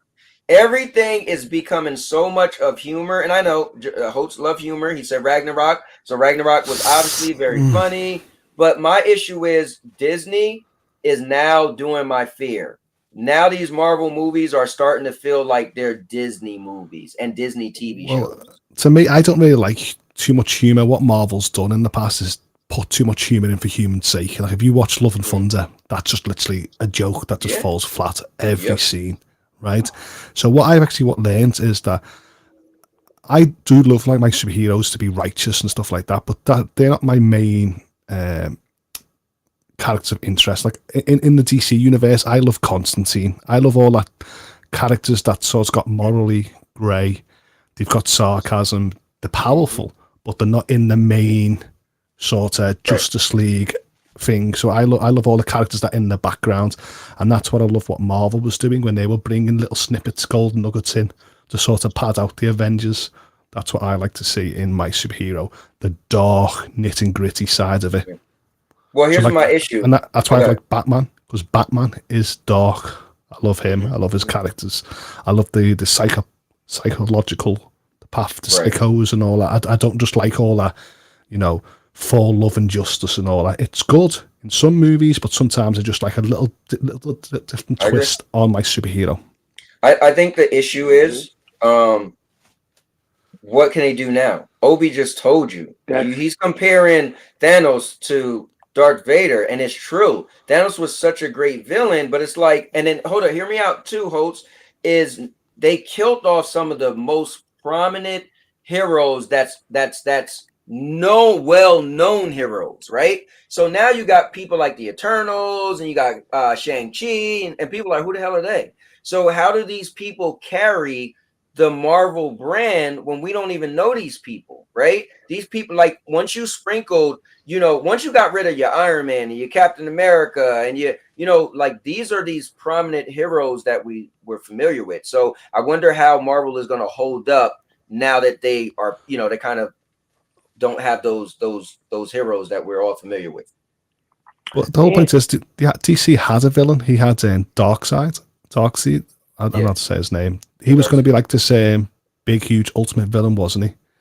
In theirs, but I think he's the DC Thanos basically. Yeah, and I think DC failed because a lot of people didn't see the chemistry between the superheroes on screen, so it was a bit too much, should I say? I think that's why they failed. But I love the Flash. I love Superman. I love all them. It's just. I feel like DC failed because that was rushed. They saw the market and tried to jump into it right away, and it's like, yo, you didn't think this out. Like, you really just you literally put a collaboration of movies together that was just horrible. Like, and that's my personal opinion. I'm not saying that those movies were horrible to anybody who loved them, but come on, Batman v Superman, really? That was trash. I actually like that movie. You're crazy. I mean, I love this. League, really? The Superman movies, and then I love Onslaught. The only one that was great was the Superman joint with Henry. That movie was phenomenal. Oh, Man of Steel. Man of Steel was phenomenal. But you guys know who Onslaught is? FCAT just mentioned Onslaught is one of the villains of all villains. You guys know who Onslaught is? I know the name. I feel like I'm gonna need to know who that is. After one of the best story arcs for me in comic books was Age of Apocalypse, right? So in that series, Apocalypse took over the world, right? And so we had some people like Wolverine was a bad guy, like it was crazy. Gambit killed Colossus, it was crazy. But hold up, let me tie this in. So when that ended, right? They end up having Professor X and Magneto's mind merged together. So imagine if Professor X and Magneto became one. They created this super villain called Onslaught, and he was just unstoppable. And they had to get this guy, his name was X-Men. He was the most powerful like being, and he kind of had to stop him. It was this whole cool story arc, but that's cool that he mentioned Onslaught. If you look up Onslaught, he looks like a big Magneto. He got the helmet looking like Magneto. I'm actually gonna pull it up. And but he had like Professor X powers to 1,000,000. It was crazy, and it took everybody to be. That does sound nuts. My best villains sometimes are actually the heroes themselves, the acts. So like when the Flash makes Flashpoint, his morals, what he done was very selfish, and it affected the world. And when Superman, when a villain can turn a symbol of hope like Harvey Dent or like Superman and flip it on its head, that's when you start realizing that there's a thin line between these being titans to being heroes. That's what I like in. Yeah, because I mean, let's just say Batman stabs and murders like 5 people. It's over. He's basically the Rorschach now. But he's not a loved. Well, Rorschach wasn't really loved either. But you know what I mean? It's like, yo, now he's. Guys, look at Onslaught, man. Bro, and I would have just thought that was Magneto. I'm glad you explained that. You should have never opened your mouth. I'd have argued with you for like 40 minutes. Like, bro, that's Magneto. Look at bro. Is this not a joke? Yeah. Look at him. Oh, no, man. that's just War from Darksiders. He was super powerful, like one of the most powerful beings in Marvel ever. Look at him. Oh man, yeah, he was. Wow. Yeah. Do you know what I actually liked? Have you ever seen the TV show Legion? I never did watch Legion, but so that's so to answer that, and then I'm gonna shut up. I'm gonna say this real quick. That's my other problem with all the superhero movies. There is too much to consume. I don't know what the hell to watch anymore. Like, now look, my brain is literally like, yo, F watching anything. It's too much. Look what Arudik said. Before he even mentioned that, he said one of the most creative things Marvel did was the show Legion. Yeah, amazing. It's cool.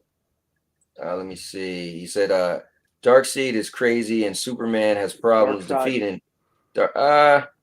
I would like to hear what is actually pronounced because I thought it was Darkseid, but anyway, defeating his avatar, real Darkseid.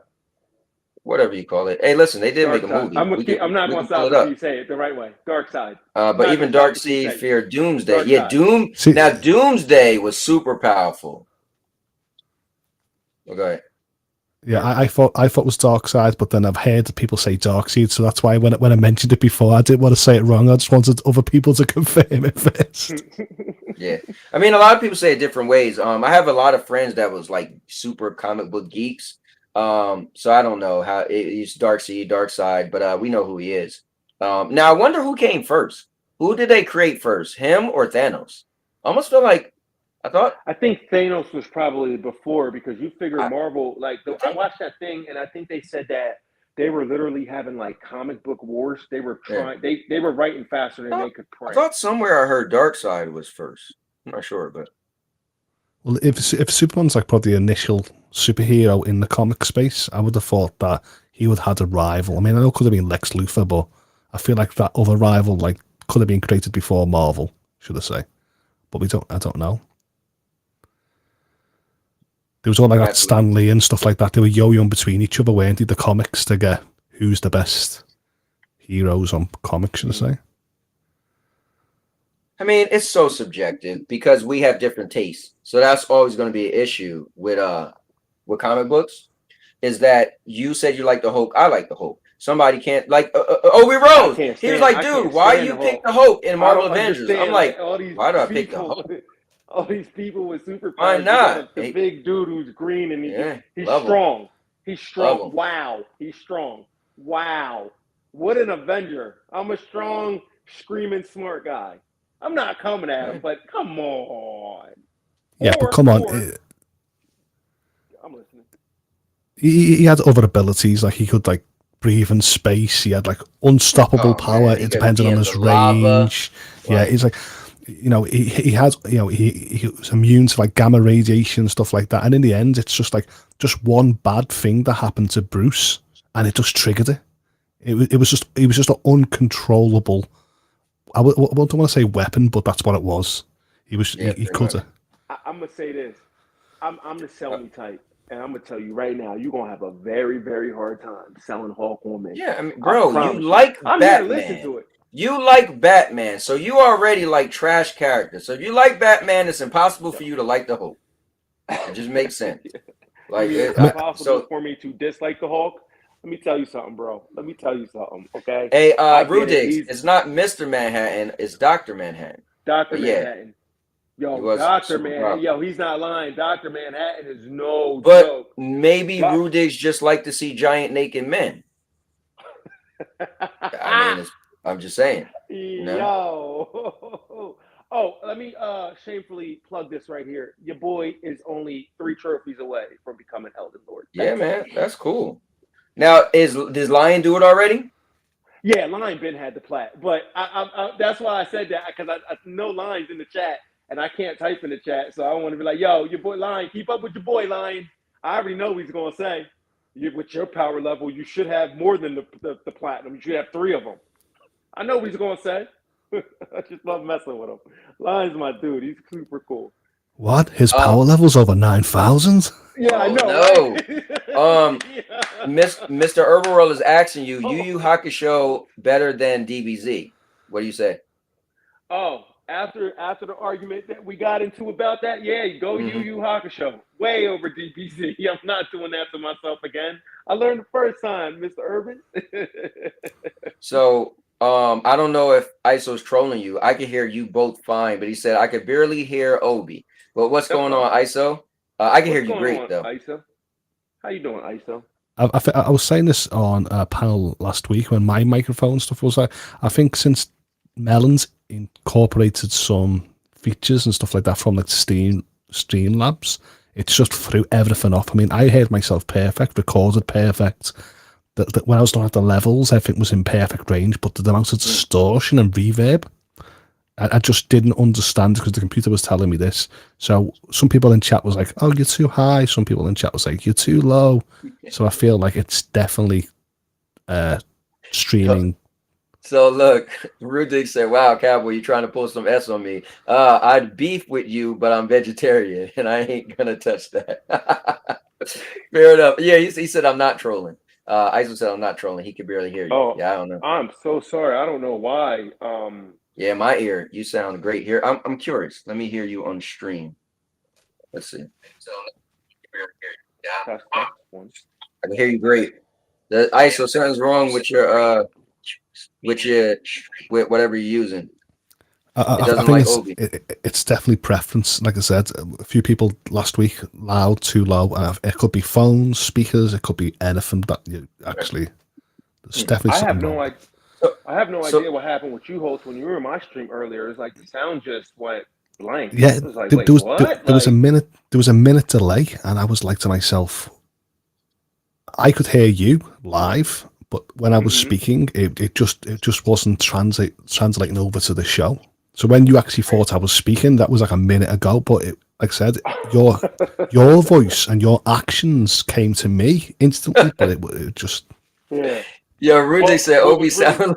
He said Obi sound like he coming from in the multiverse, but closer than F Hat comes in.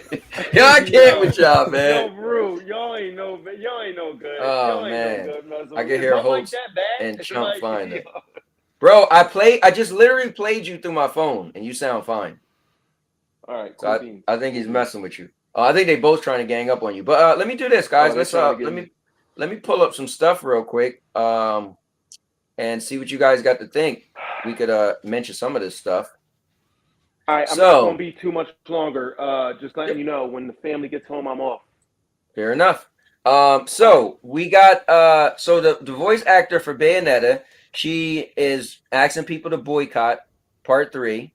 So that's kind of crazy. But do you know what? She's a very talented voice actor.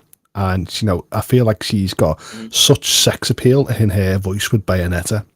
But I don't think she defines Bayonetta to me, should I say.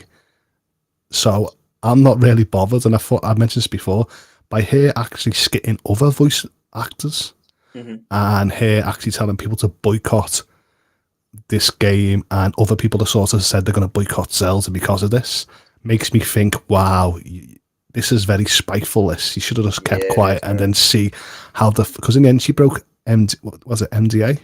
Right. NDA. I feel like because she's got a bit of salt in the wound, she's just trying to bring everything down. And I feel like, who knows, maybe once the game succeeded, maybe she would have got a severance pay or something like that, because sometimes you hear developers reach out to the initial voice actors and sort of pay tribute.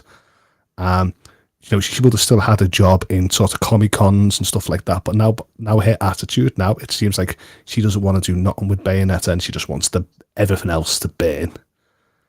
So yeah, that's kind of crazy. Because I do feel like you might feel like you have a specific issue, but to tell people to boycott it, you know, there's other people, there's other actors, voice actors, just like you feel you're taking up a cause. Well, what about them, right? So you're kind of saying, forget everybody else and only think about me. And that's why I say I'm not with the cancel culture. I wouldn't tell people to stop whatever. I would just distance myself personally, right? Because you might like that product.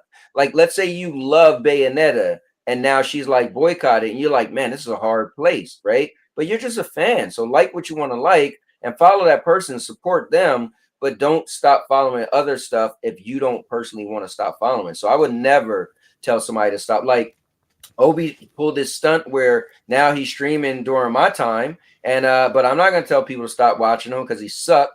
You know, I won't do that. You know what I mean?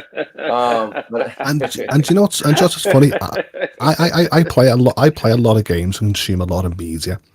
But like I mentioned before, I don't know actually actors. I don't know the talent. I don't know the artist. I don't know the voice art actor or something like that. So I feel like I can just carry on playing my games because I'm not too invested in them. Like, there's nothing wrong with being heavily passionate, but if I just come from a level where I'm like, I enjoy it at this level, and that's good enough for me.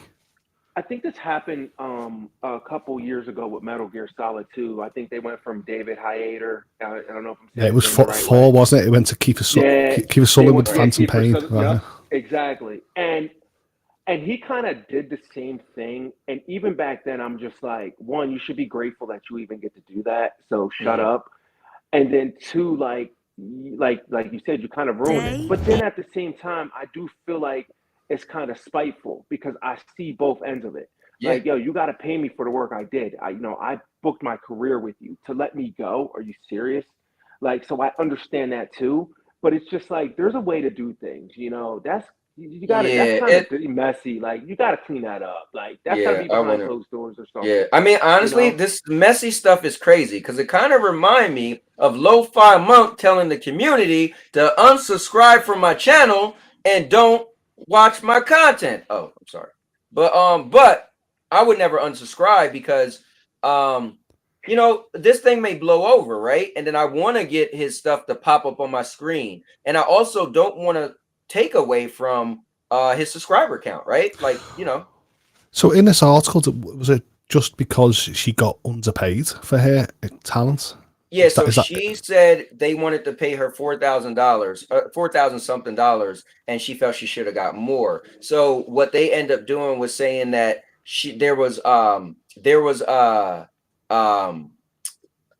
couldn't pin down what do you call it again? Where like you're busy. The timing isn't working out right, so we can't schedule. There were scheduling issues. Yeah, so then they didn't use her for that, but she said no, they didn't use me because I said I should get paid more than that. And so they pretty much was like, oh, well, we got scheduling conflicts. So that's the he say, she say. But that's negotiations. That's how it works, isn't it? You know what I mean? She has her value, and that's how they had on their budget, and that's all they could say. So it is the way marketing works, isn't it? It is what it is. Yeah. So let's.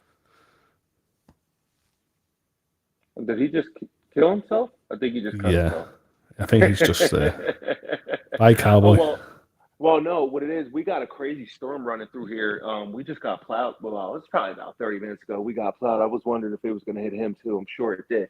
But yeah, It sucks that homegirl lost her job like that. And or I don't want to say lost her job. It sucks that she's just that bitter. Like you said, go out there and tell people. Sorry about that. But they might like the game. I hit the wrong button. See, we knew that. Yeah, my bad. I was trying to back up on what I was sharing because I wanted to ask you guys about Silent Hill. So a lot of people are yes. And on the 19th, they're actually going to cover. They're going to have some actual news about Silent Hill. So after all these years, you're actually going to hear something about Silent Hill. See, I hope there's a lot of people in the past that sort of wanted to boycott Kojima, Capcom and all that because of Hideo Kojima sort of got mistreated by Capcom and stuff like that. So I think that's still going round. But to me, I'm over it now. I'm like, come on, Capcom, give me Silent Hill, give me all these games. I'm ready to click buy. Why not? Yeah.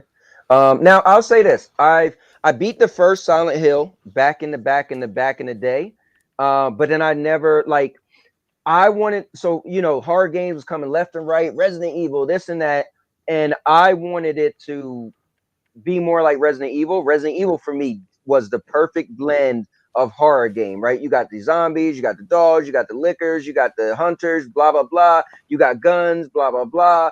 Silent Hill was a little too slow for my liking, right?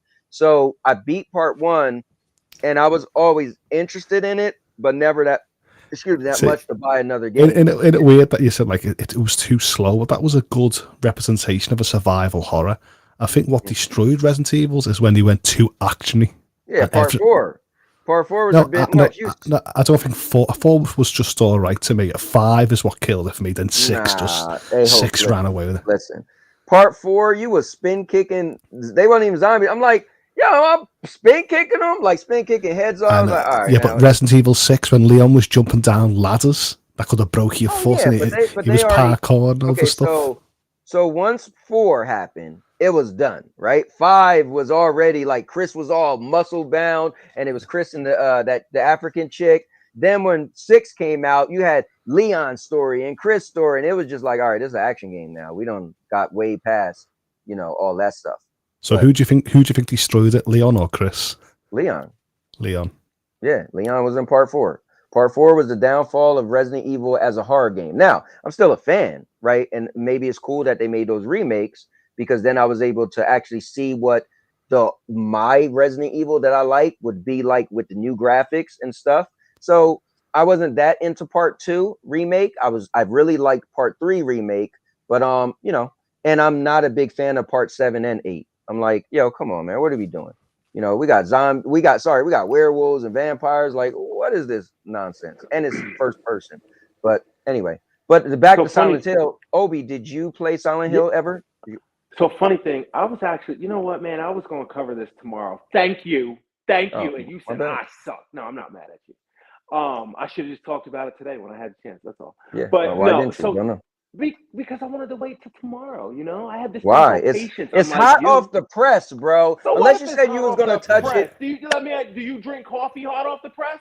To 212 degrees right in your mouth, and then you're wondering why you're going to the hospital. But it's hot off the press, Obi Rose.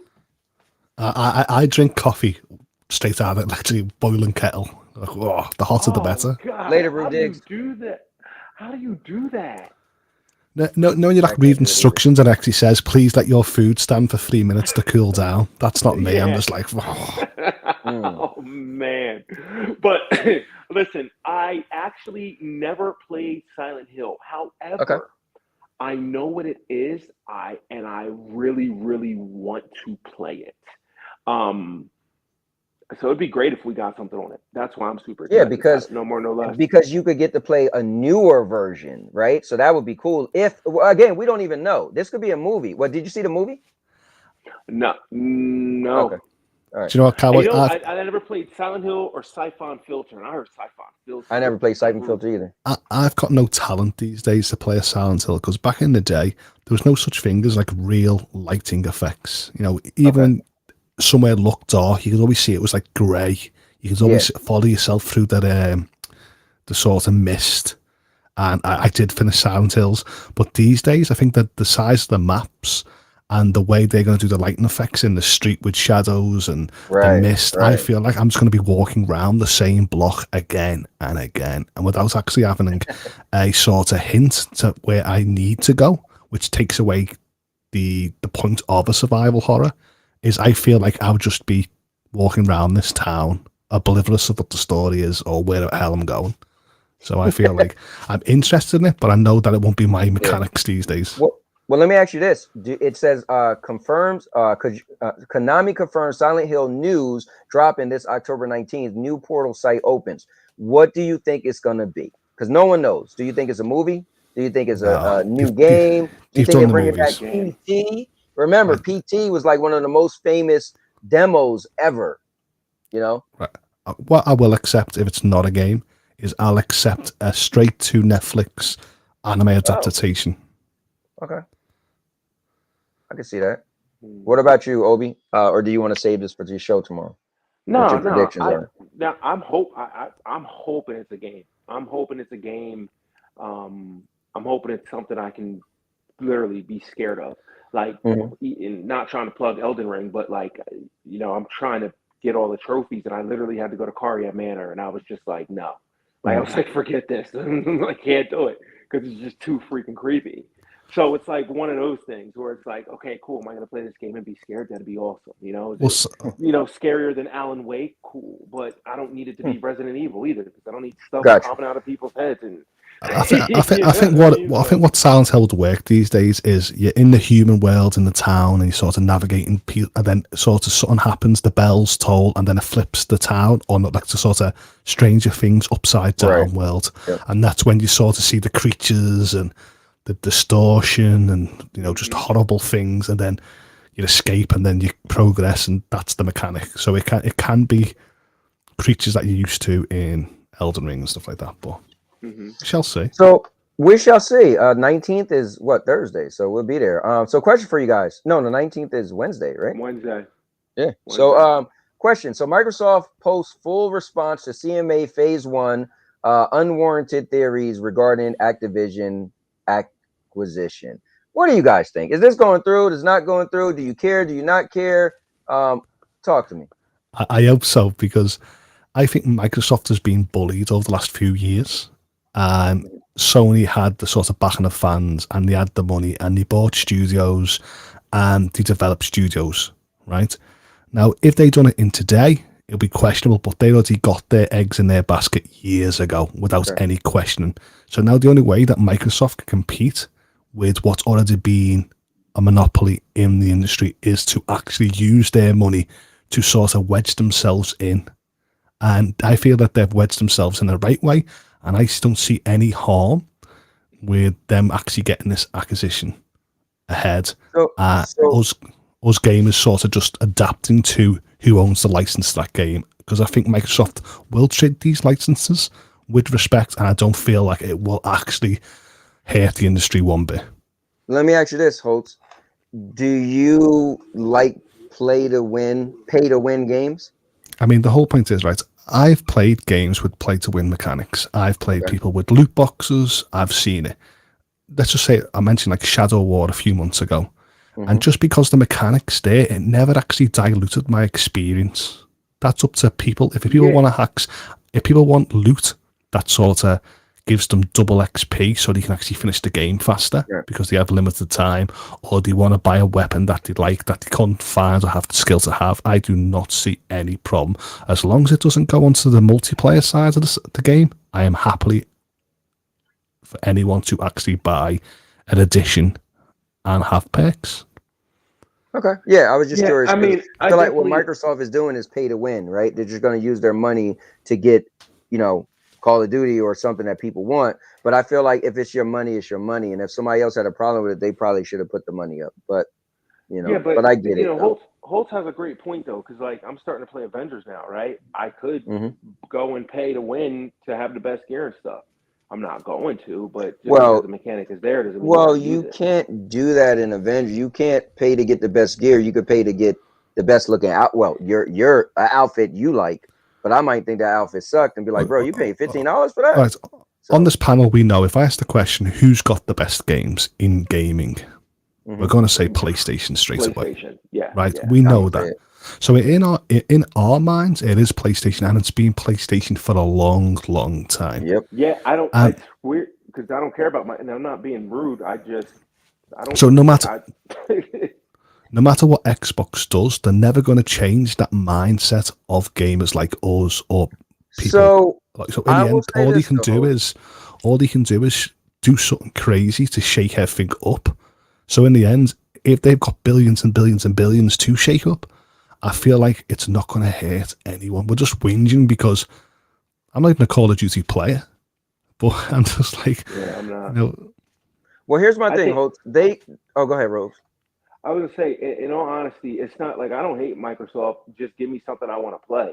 I'm not a hard sell. Yeah, so hear me out, right? They purchased a bunch of studios already, right?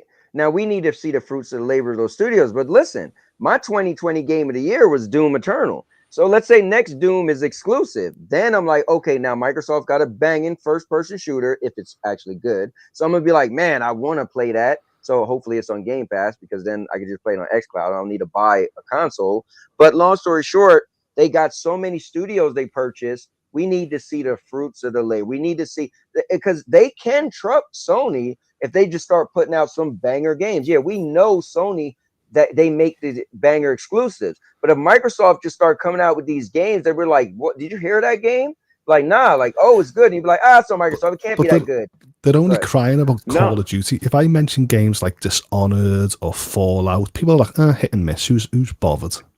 And to me, in them games I just mentioned was already, in my mind, an Xbox best place to play on Xbox, should I say. It's only Call of Duty that people are complaining by saying, you're going to take away the best #1 shooter. But it's like, no, up to a certain point, they're going to take it away. But then Sony's got enough time and a creative team to actually maybe create the next shooter. Because by the time Microsoft have this acquisition, Call of Duty might be crap in 5 years anyway. So in the end, you can't listen, Hoults. Everybody say that every year. Call of Duty is crap. You know what Call of Duty have? It's called popularity. It's known for its name, right? The name Call of Duty says it's the most elite first-person shooter, period. Now, I love Destiny, but Destiny can't compete with Call of Duty as far as popularity. So you can say Sony can make a better game. Do you know what? Yes, but they won't make a pop. History has shown that we can talk about brands in our past that we believed would never die, and then now we could talk about it from a nostalgic point of view, and we go, what happened to that brand? Oh, it died. I thought it sold millions. And then we got it was we can, but money. I would wager you tell me something that's been out as long as Call of Duty, sold as much as Call of Duty, been the best-selling game so many years as Call of Duty, and then died, right? No, there's only there's only 5 Grand Theft Autos. I thought Grand Theft Auto 4, or I think Grand Theft Auto 4 is the #1 selling game. It's the best-selling game of all time, but Call of Duty had I think it's they was the best-selling game for 13 years in a row. I would never believe Call of Duty could beat the games in the past, like Unreal Tournaments, Quake. I agree. Even Medal of Honor, right? Right. I thought Medal of Honor had a better name before Call of Duty. Call of Duty to me boomed when sort of the Xbox service came online, right? So this is the thing. I agree with you. It definitely did peak when the Xbox service kind of really came online. But that's just it. I feel like what Microsoft had, they let go of. Team Ninja, the lead designer, he ups and quits. I don't even think Microsoft owns it now because. And I could be wrong, but I'm pretty sure PlayStation has part of that IP because that's why we have Ninja Gate and Sigma. No. Team Ninja is a part of Microsoft. They all store. Okay, cool. So my thing is, they recognize people at first it was Halo. They did great with Halo. They did great with Halo for years. In fact, they still do decent with Halo. So they're like, you know what? If we can keep the Call of Duty crowd, then we're happy, and the Call of Duty crowd is happy. And I'm not saying that the Call of Duty crowd doesn't play games like Elden Ring. Can we be real? Well, it's nothing about the crowd being happy. It's about the money. If you got Call of Duty, you are sitting on some serious change. That's why Sony don't want to lose them. I've played shooting games like sort of Spec Ops The Line, right? And that game sort of died fast because of Call of Duty. Now, what Call of Duty was doing right is because they had zombie mode, right? Oh, yes, the And zombie my mode. friends would invite me over to play zombie mode, and all they're doing is rinse, repeat, rinse, Right. repeat. Yep. And it became boring so fast. And they go, it was like they became zombies playing this game, but they never had no skill or talent. Then as I was sort of playing new games, challenging games, Call of Duty became the noob's go-to. You know, the grenade launchers, rocket launchers, the nuke towns. There was no skill in playing a first-person shooter game. So I feel like my image of Call of Duty was destroyed years ago, and now it can actually follow suit. That there's just too many cheaters. There's just too I'll many say loot this. boxes. I gotta disagree, bro. When I was a couple years ago, I was playing Warzone with my son and his friends. Man, they was light years of better. They was amazing. His one friend, he's just so good, right? So it's definitely skill in Call of Duty. It's just, I think if you, I don't want to say if you're older, because I'm sure some older people are still good, but man, these kids, man, like the skill, like I could tell you this. My son friend, his name is Ramsey. He was just amazing. He would just beat everybody, but he was just skillful. He knew it came down to the weapons. It came down to knowing the map. It came down to knowing the best attachments for your weapons. It Does came down Call to of who could Duty shoot have? faster. Does Call of Duty have? What's the word I'm looking for? Rendered maps. It just always renders a map different. Nope. So in the end, map. You the learn following. the map. That's what I'm saying. Learn the map, learn the weapons. But to me, it's Yes. like that's not skill. That's just repetition. So in the end, I like games these days now that doesn't follow repetition and changes the dynamic feel of a game by What game is changing that? the map. What game is that? Why doesn't Call of Duty do it? Why doesn't Call of Duty do it? No, I'm And just then saying, I'm asking you, what game is that? Because pretty much what they do is they randomize the respawn. So that's what's randomized. So you always come back somewhere different. But as far as like what game do you, I don't know. That'd be kind of cool, I guess. We'll play a match and then next match or the stage itself changes. I don't know. That's like some other maybe that's stuff. maybe the elastic computing in cloud and all that is going to be in the future. Yeah. That would be cool though. I see what you're saying, because then you can't rely on I know the map. It would be like every match, the map itself changes. So you're never on the same map. I don't know. That's kind I mean, of. I love games. The idea of games like, oh, look at that cowboy there in that tall building there. Look, he's a sniper. And what I'm going to do is I'm just going to shoot the beam support of the building and let it collapse. That's the idea that I'm in the mindset of games. Then you could play Battlefield for that. That's what you could do on Battlefield. Getting a tank and drive through the building and kill everybody that's standing up there. With this acquisition, what they're trying to say is that Microsoft has got a good foothold, but I feel like, okay, take away Microsoft. I feel Call of Duty's got too much of a foothold over other games. I feel anyone that goes against Call of Duty is instantly failing. Don't see Medal of Honor these days. Battlefield is failing a lot of points. But here's the thing. That's not Call of Duty's fault. They did their job. You get into business in order to make money and make something popular. Yes. Right? So so they did what they were supposed to do, so and they keep that's doing it. That's what these people should say. It's not Microsoft's fault that they've got the money and the talent to bring a game. But there's the Fair Market Act, right? There's the the CMA. Their thing is, hey, if you listen, that's why they put these companies in charge of having guidelines, what they think is unfair. We just have to see what happens. Me personally, I feel like if you got the $78.6 billion and you want to purchase Activision Blizzard, go ahead. But they put these things, because remember, let's say we go into whoever has the most money is the best person, instead of like a presidency or whatever, right? So I personally feel like if you got the money, whatever, but they put these things in place to stop something for being unfair to other people. So,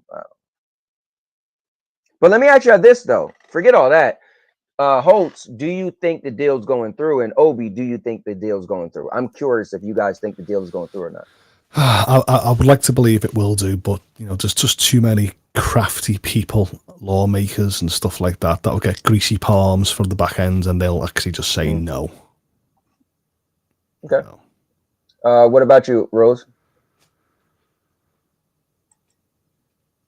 I'm glad he's gone. Ron is in the building. Let's see. Said, and no, my daddy knows Ron Yo, is here. There you go. you say I'm glad I'm going. Yo, I'm about to come and kick Oh, your front doorstep. I ain't say that. Hope said that. We sound alike. I was saying I agree with you, Hoults, 100%. But I think they're going to say yes because at the end of the day, money talks. Somebody's going to get paid off to Yeah. do whatever they need to do, and I just don't want to know who it is because I don't ever want to have to take a short walk off a long cliff. I So don't want no part of it. here's my thing. I actually want to see it go through. I think Holtz was on point when he said PlayStation has had the foothold. I want to see a shakeup. I want to see Microsoft get one of the biggest games in gaming, and Sony have to get creative, bring back Resistance, bring back Killzone. I don't know, but now they did say Sony is actually have some of X Call of Duty developers working on an unannounced game, right? So let's see what they could come up with, because I want to see the shakeup, right? I want to see Microsoft get some power in gaming, right? Like when competition rises, creativity rises, and then the consumers benefit. So let's Well, see. you just said about kids. You just mentioned about the kids saying that why they like Call of Duty is because they can sort of familiarize themselves with the weapons and attachments and the maps, and that's what Call of Duty's got going for it. So I can't see it being hard for other studios to sort of copy this formula and then add No, an extra level of something else on a top. lot of them have. This is what I'm saying, Holtz. Popularity is a mother effer. I didn't never thought Prince was the greatest singer, but he was so popular, people thought he was amazing. There's so many people that you might be like, what? But if they're popular, that's what it is. So it doesn't matter. Like there's so many games better than Call of Duty, more accurate. I remember Warframe. Warface. No, not that. Warframe. It's a game called Warface. That's a military shooter.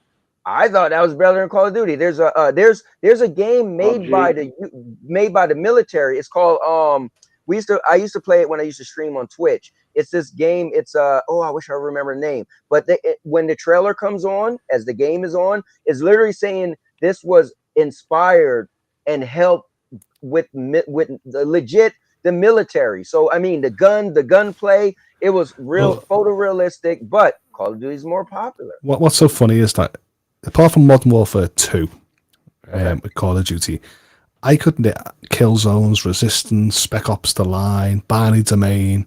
I just was loads of shooters, Gears of War, Halos. That I just think was well better in the game mechanics than Call of Duty, and I just feel like that.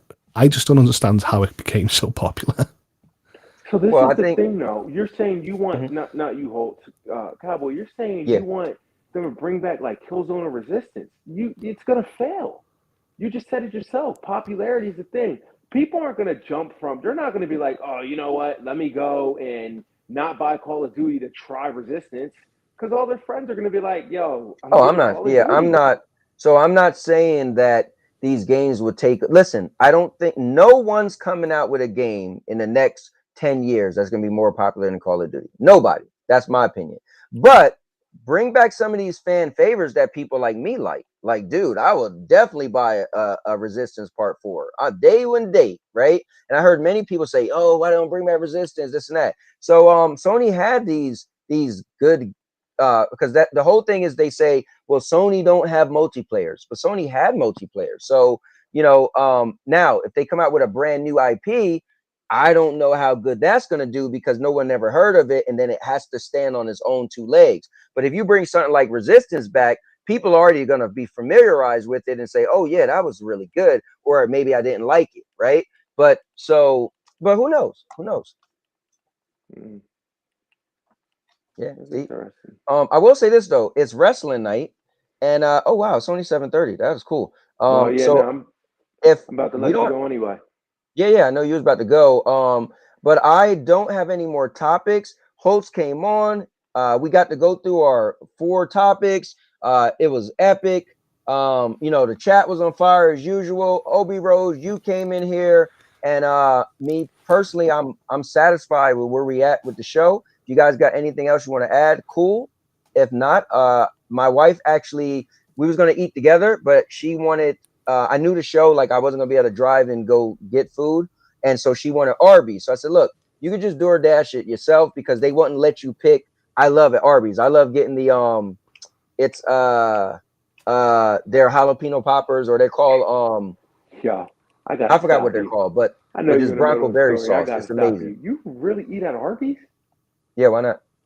Arby's is like the most disgusting thing ever, dude. I guess. Yes, All not right, to me. okay. But you Uh, like the Joker, so We yeah. gotta Do you talk know- offline about this. We gotta talk about some of these life choices you're making. Arby's?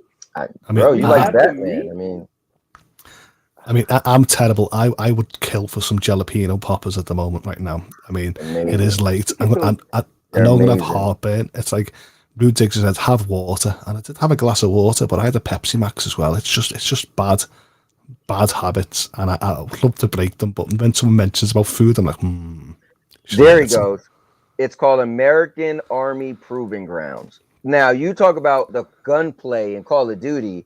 This game, man, like you felt like it was real. I'm gonna tell you how real this game was. So you know when you're sitting there and you're waiting for a mission. I didn't know. So my friend Joe and I, we used to always like fly planes and leave each other hanging whenever we play games, right? So I shot him, bro. They put me in the barracks. Like I got put in jail because I shot him. I was like, what? Because they was like, yo, you're in the same team. Like literally the game locks you up. I was like, and I was locked up for a couple matches. I was like, talk about realism. Yeah. My friend used to love Armour, the Armour games on the PC. That's what his go-to in shooters were. Gotcha. Yeah, I never played those, but yeah, man. So I definitely think there's better games in Call of Duty, but just being more popular, being like Fortnite. What battle royale is better than Fortnite? Well, you could say a lot of them are. Well, what battle royale is more popular? Oh, that's where you got to stop. So that's the thing. Once you get a brand like Marvel has this brand. Like what else rivals Marvel as superheroes? You know, now DC is their second coming. But if we could say anything other than Marvel and DC and superheroes, we could say Image. Look at Spawn. Some people are like, who the hell is Spawn? Yup, people don't even know who Spawn is. I do feel like Marvel's got some great superheroes, but they got nothing compared to like the anime characters. I think if you want to see some bizarre superheroes, anime is always the best, or the comics. That's so different, right? You know, but so anime carved out its niche as an anime, so their characters and their stories are just a little bit different, you know. But yeah, I mean, my guy Ral the Conqueror from Fist of North Star, he'd put the mittens to the Hulk. Maybe that would be a great fight. But they both can't beat One Punch Man, so it doesn't matter. Yeah, One Punch Man. He's just. I mean, I think that's what's happened with my hairline. I'm doing 300. I'm doing push-ups, sit-ups, a run, and I'm eating a banana a day, hoping that I become One Punch Man. That's crazy. I never even seen One Punch Man. I don't even know what he looks like. I think I seen pictures of him. If that's what he is, he's like a bald-headed dude, right? Saitama, his name was.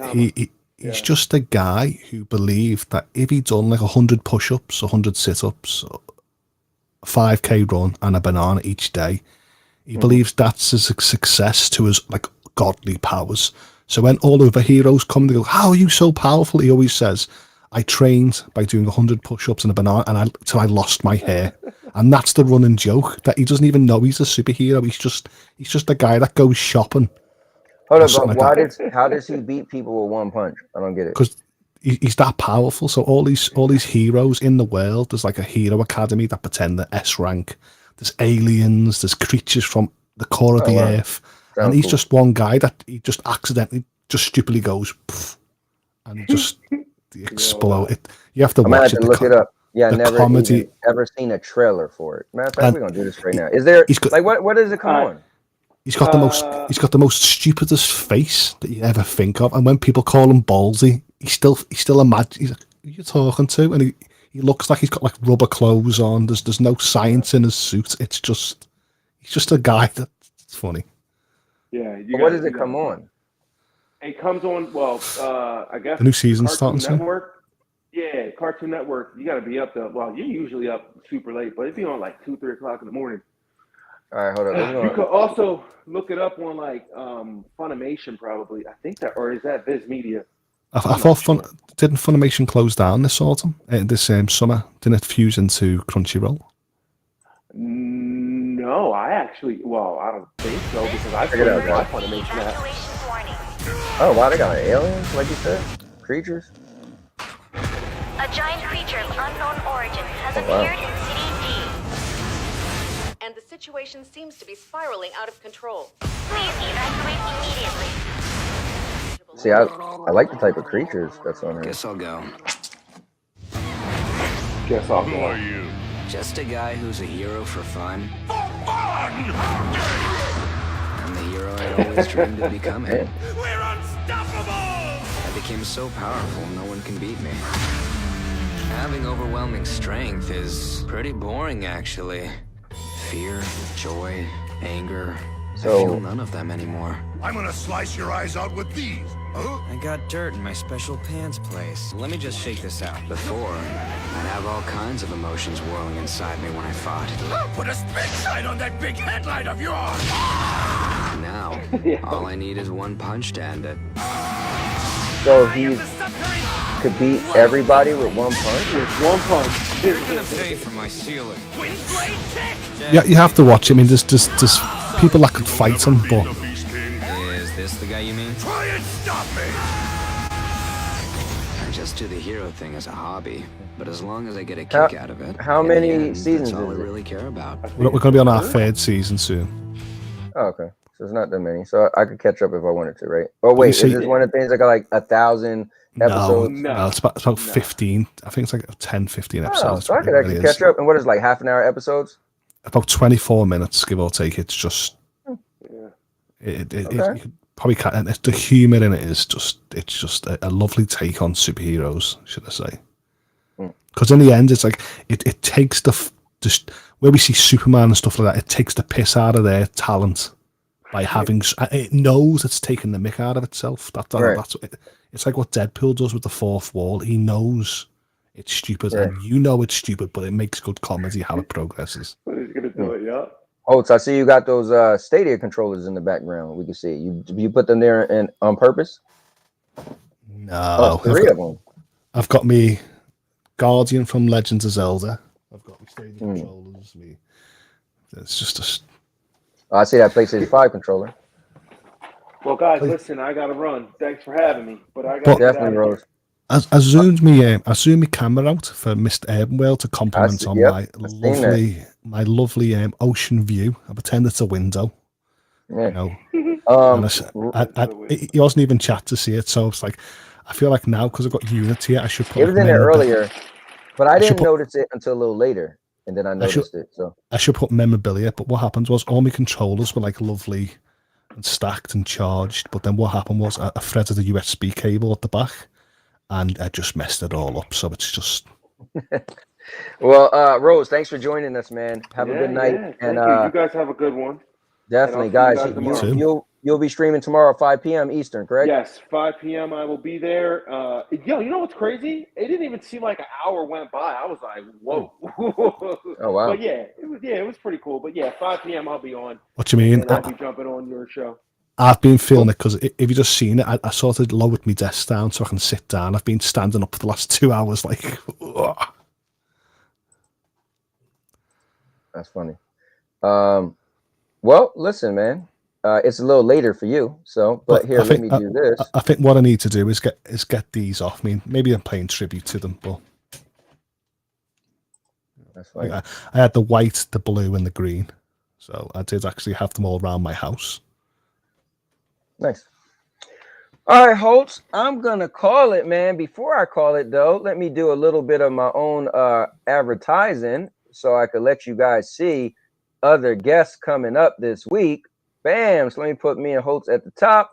And guys, so you got special guest Hoults, and but tomorrow we're gonna have Spectre. Yes, that's right, guys. The man who contacted me, and we came up with the Stadia Bash Community Network, and then DJ Justin Love. He's a personal friend of mine. We actually went to high school together. And what's going to be really interesting, guys, check out the topic.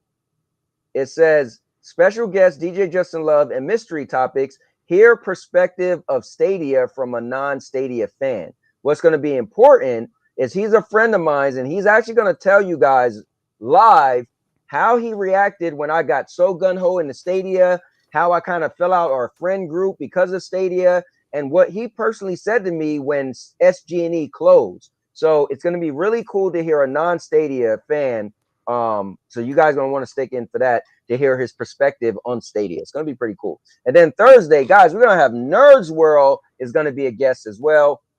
Guys, check it out. I'm changing things up. Pretty simple. King of content. Yes, I'm the king of content. And now your mama knows. And, you know, you can check out my popular videos. You can check out the uploads. Again, this will be the last, Smile will be the last movie review I do where I actually edit it and put it together. Now you'll get my movie reviews as part of the show. And I got shorts as well. So check out the content. You name it. I got it on here. If you go to the playlist, it's over 100-something playlists. And I mean, you could go on and on and on with my content from Halloween to Valentine's Day to vacations to gaming to videos to you name it. So with that being said, there you have it. But yeah, man, there you go. It was a great show. I love the questions. I love chat's engagement with the questions. I was trying to keep my questions simple, but some kinds of, should I say, clean. There was loads of things that I thought to myself, could I express? And it would have just went off topic, but I was like, oh, you could have, Hoults, you know this. And I was like, I'll just keep it on the level, maybe, because the mystery is the questions. I could have said to Cowboy, give me something, and we could sort of backstage led onto it, but it was all a mystery. So it was great to see I wanted no one to know. I didn't want to know your questions, and I didn't want you to know mine. You know, and I think it was good, and I love the fact that you answered questions from the chat. What's going on? None other than my guy Dude Games Jersey is in the house. Unfortunately, we are going to end the show. So with that being said, thank you once again, Hoults, and can you, as usual, do me a solid? And now your mama knows. And now your mama knows. Bruce, unleash the baby god dragon!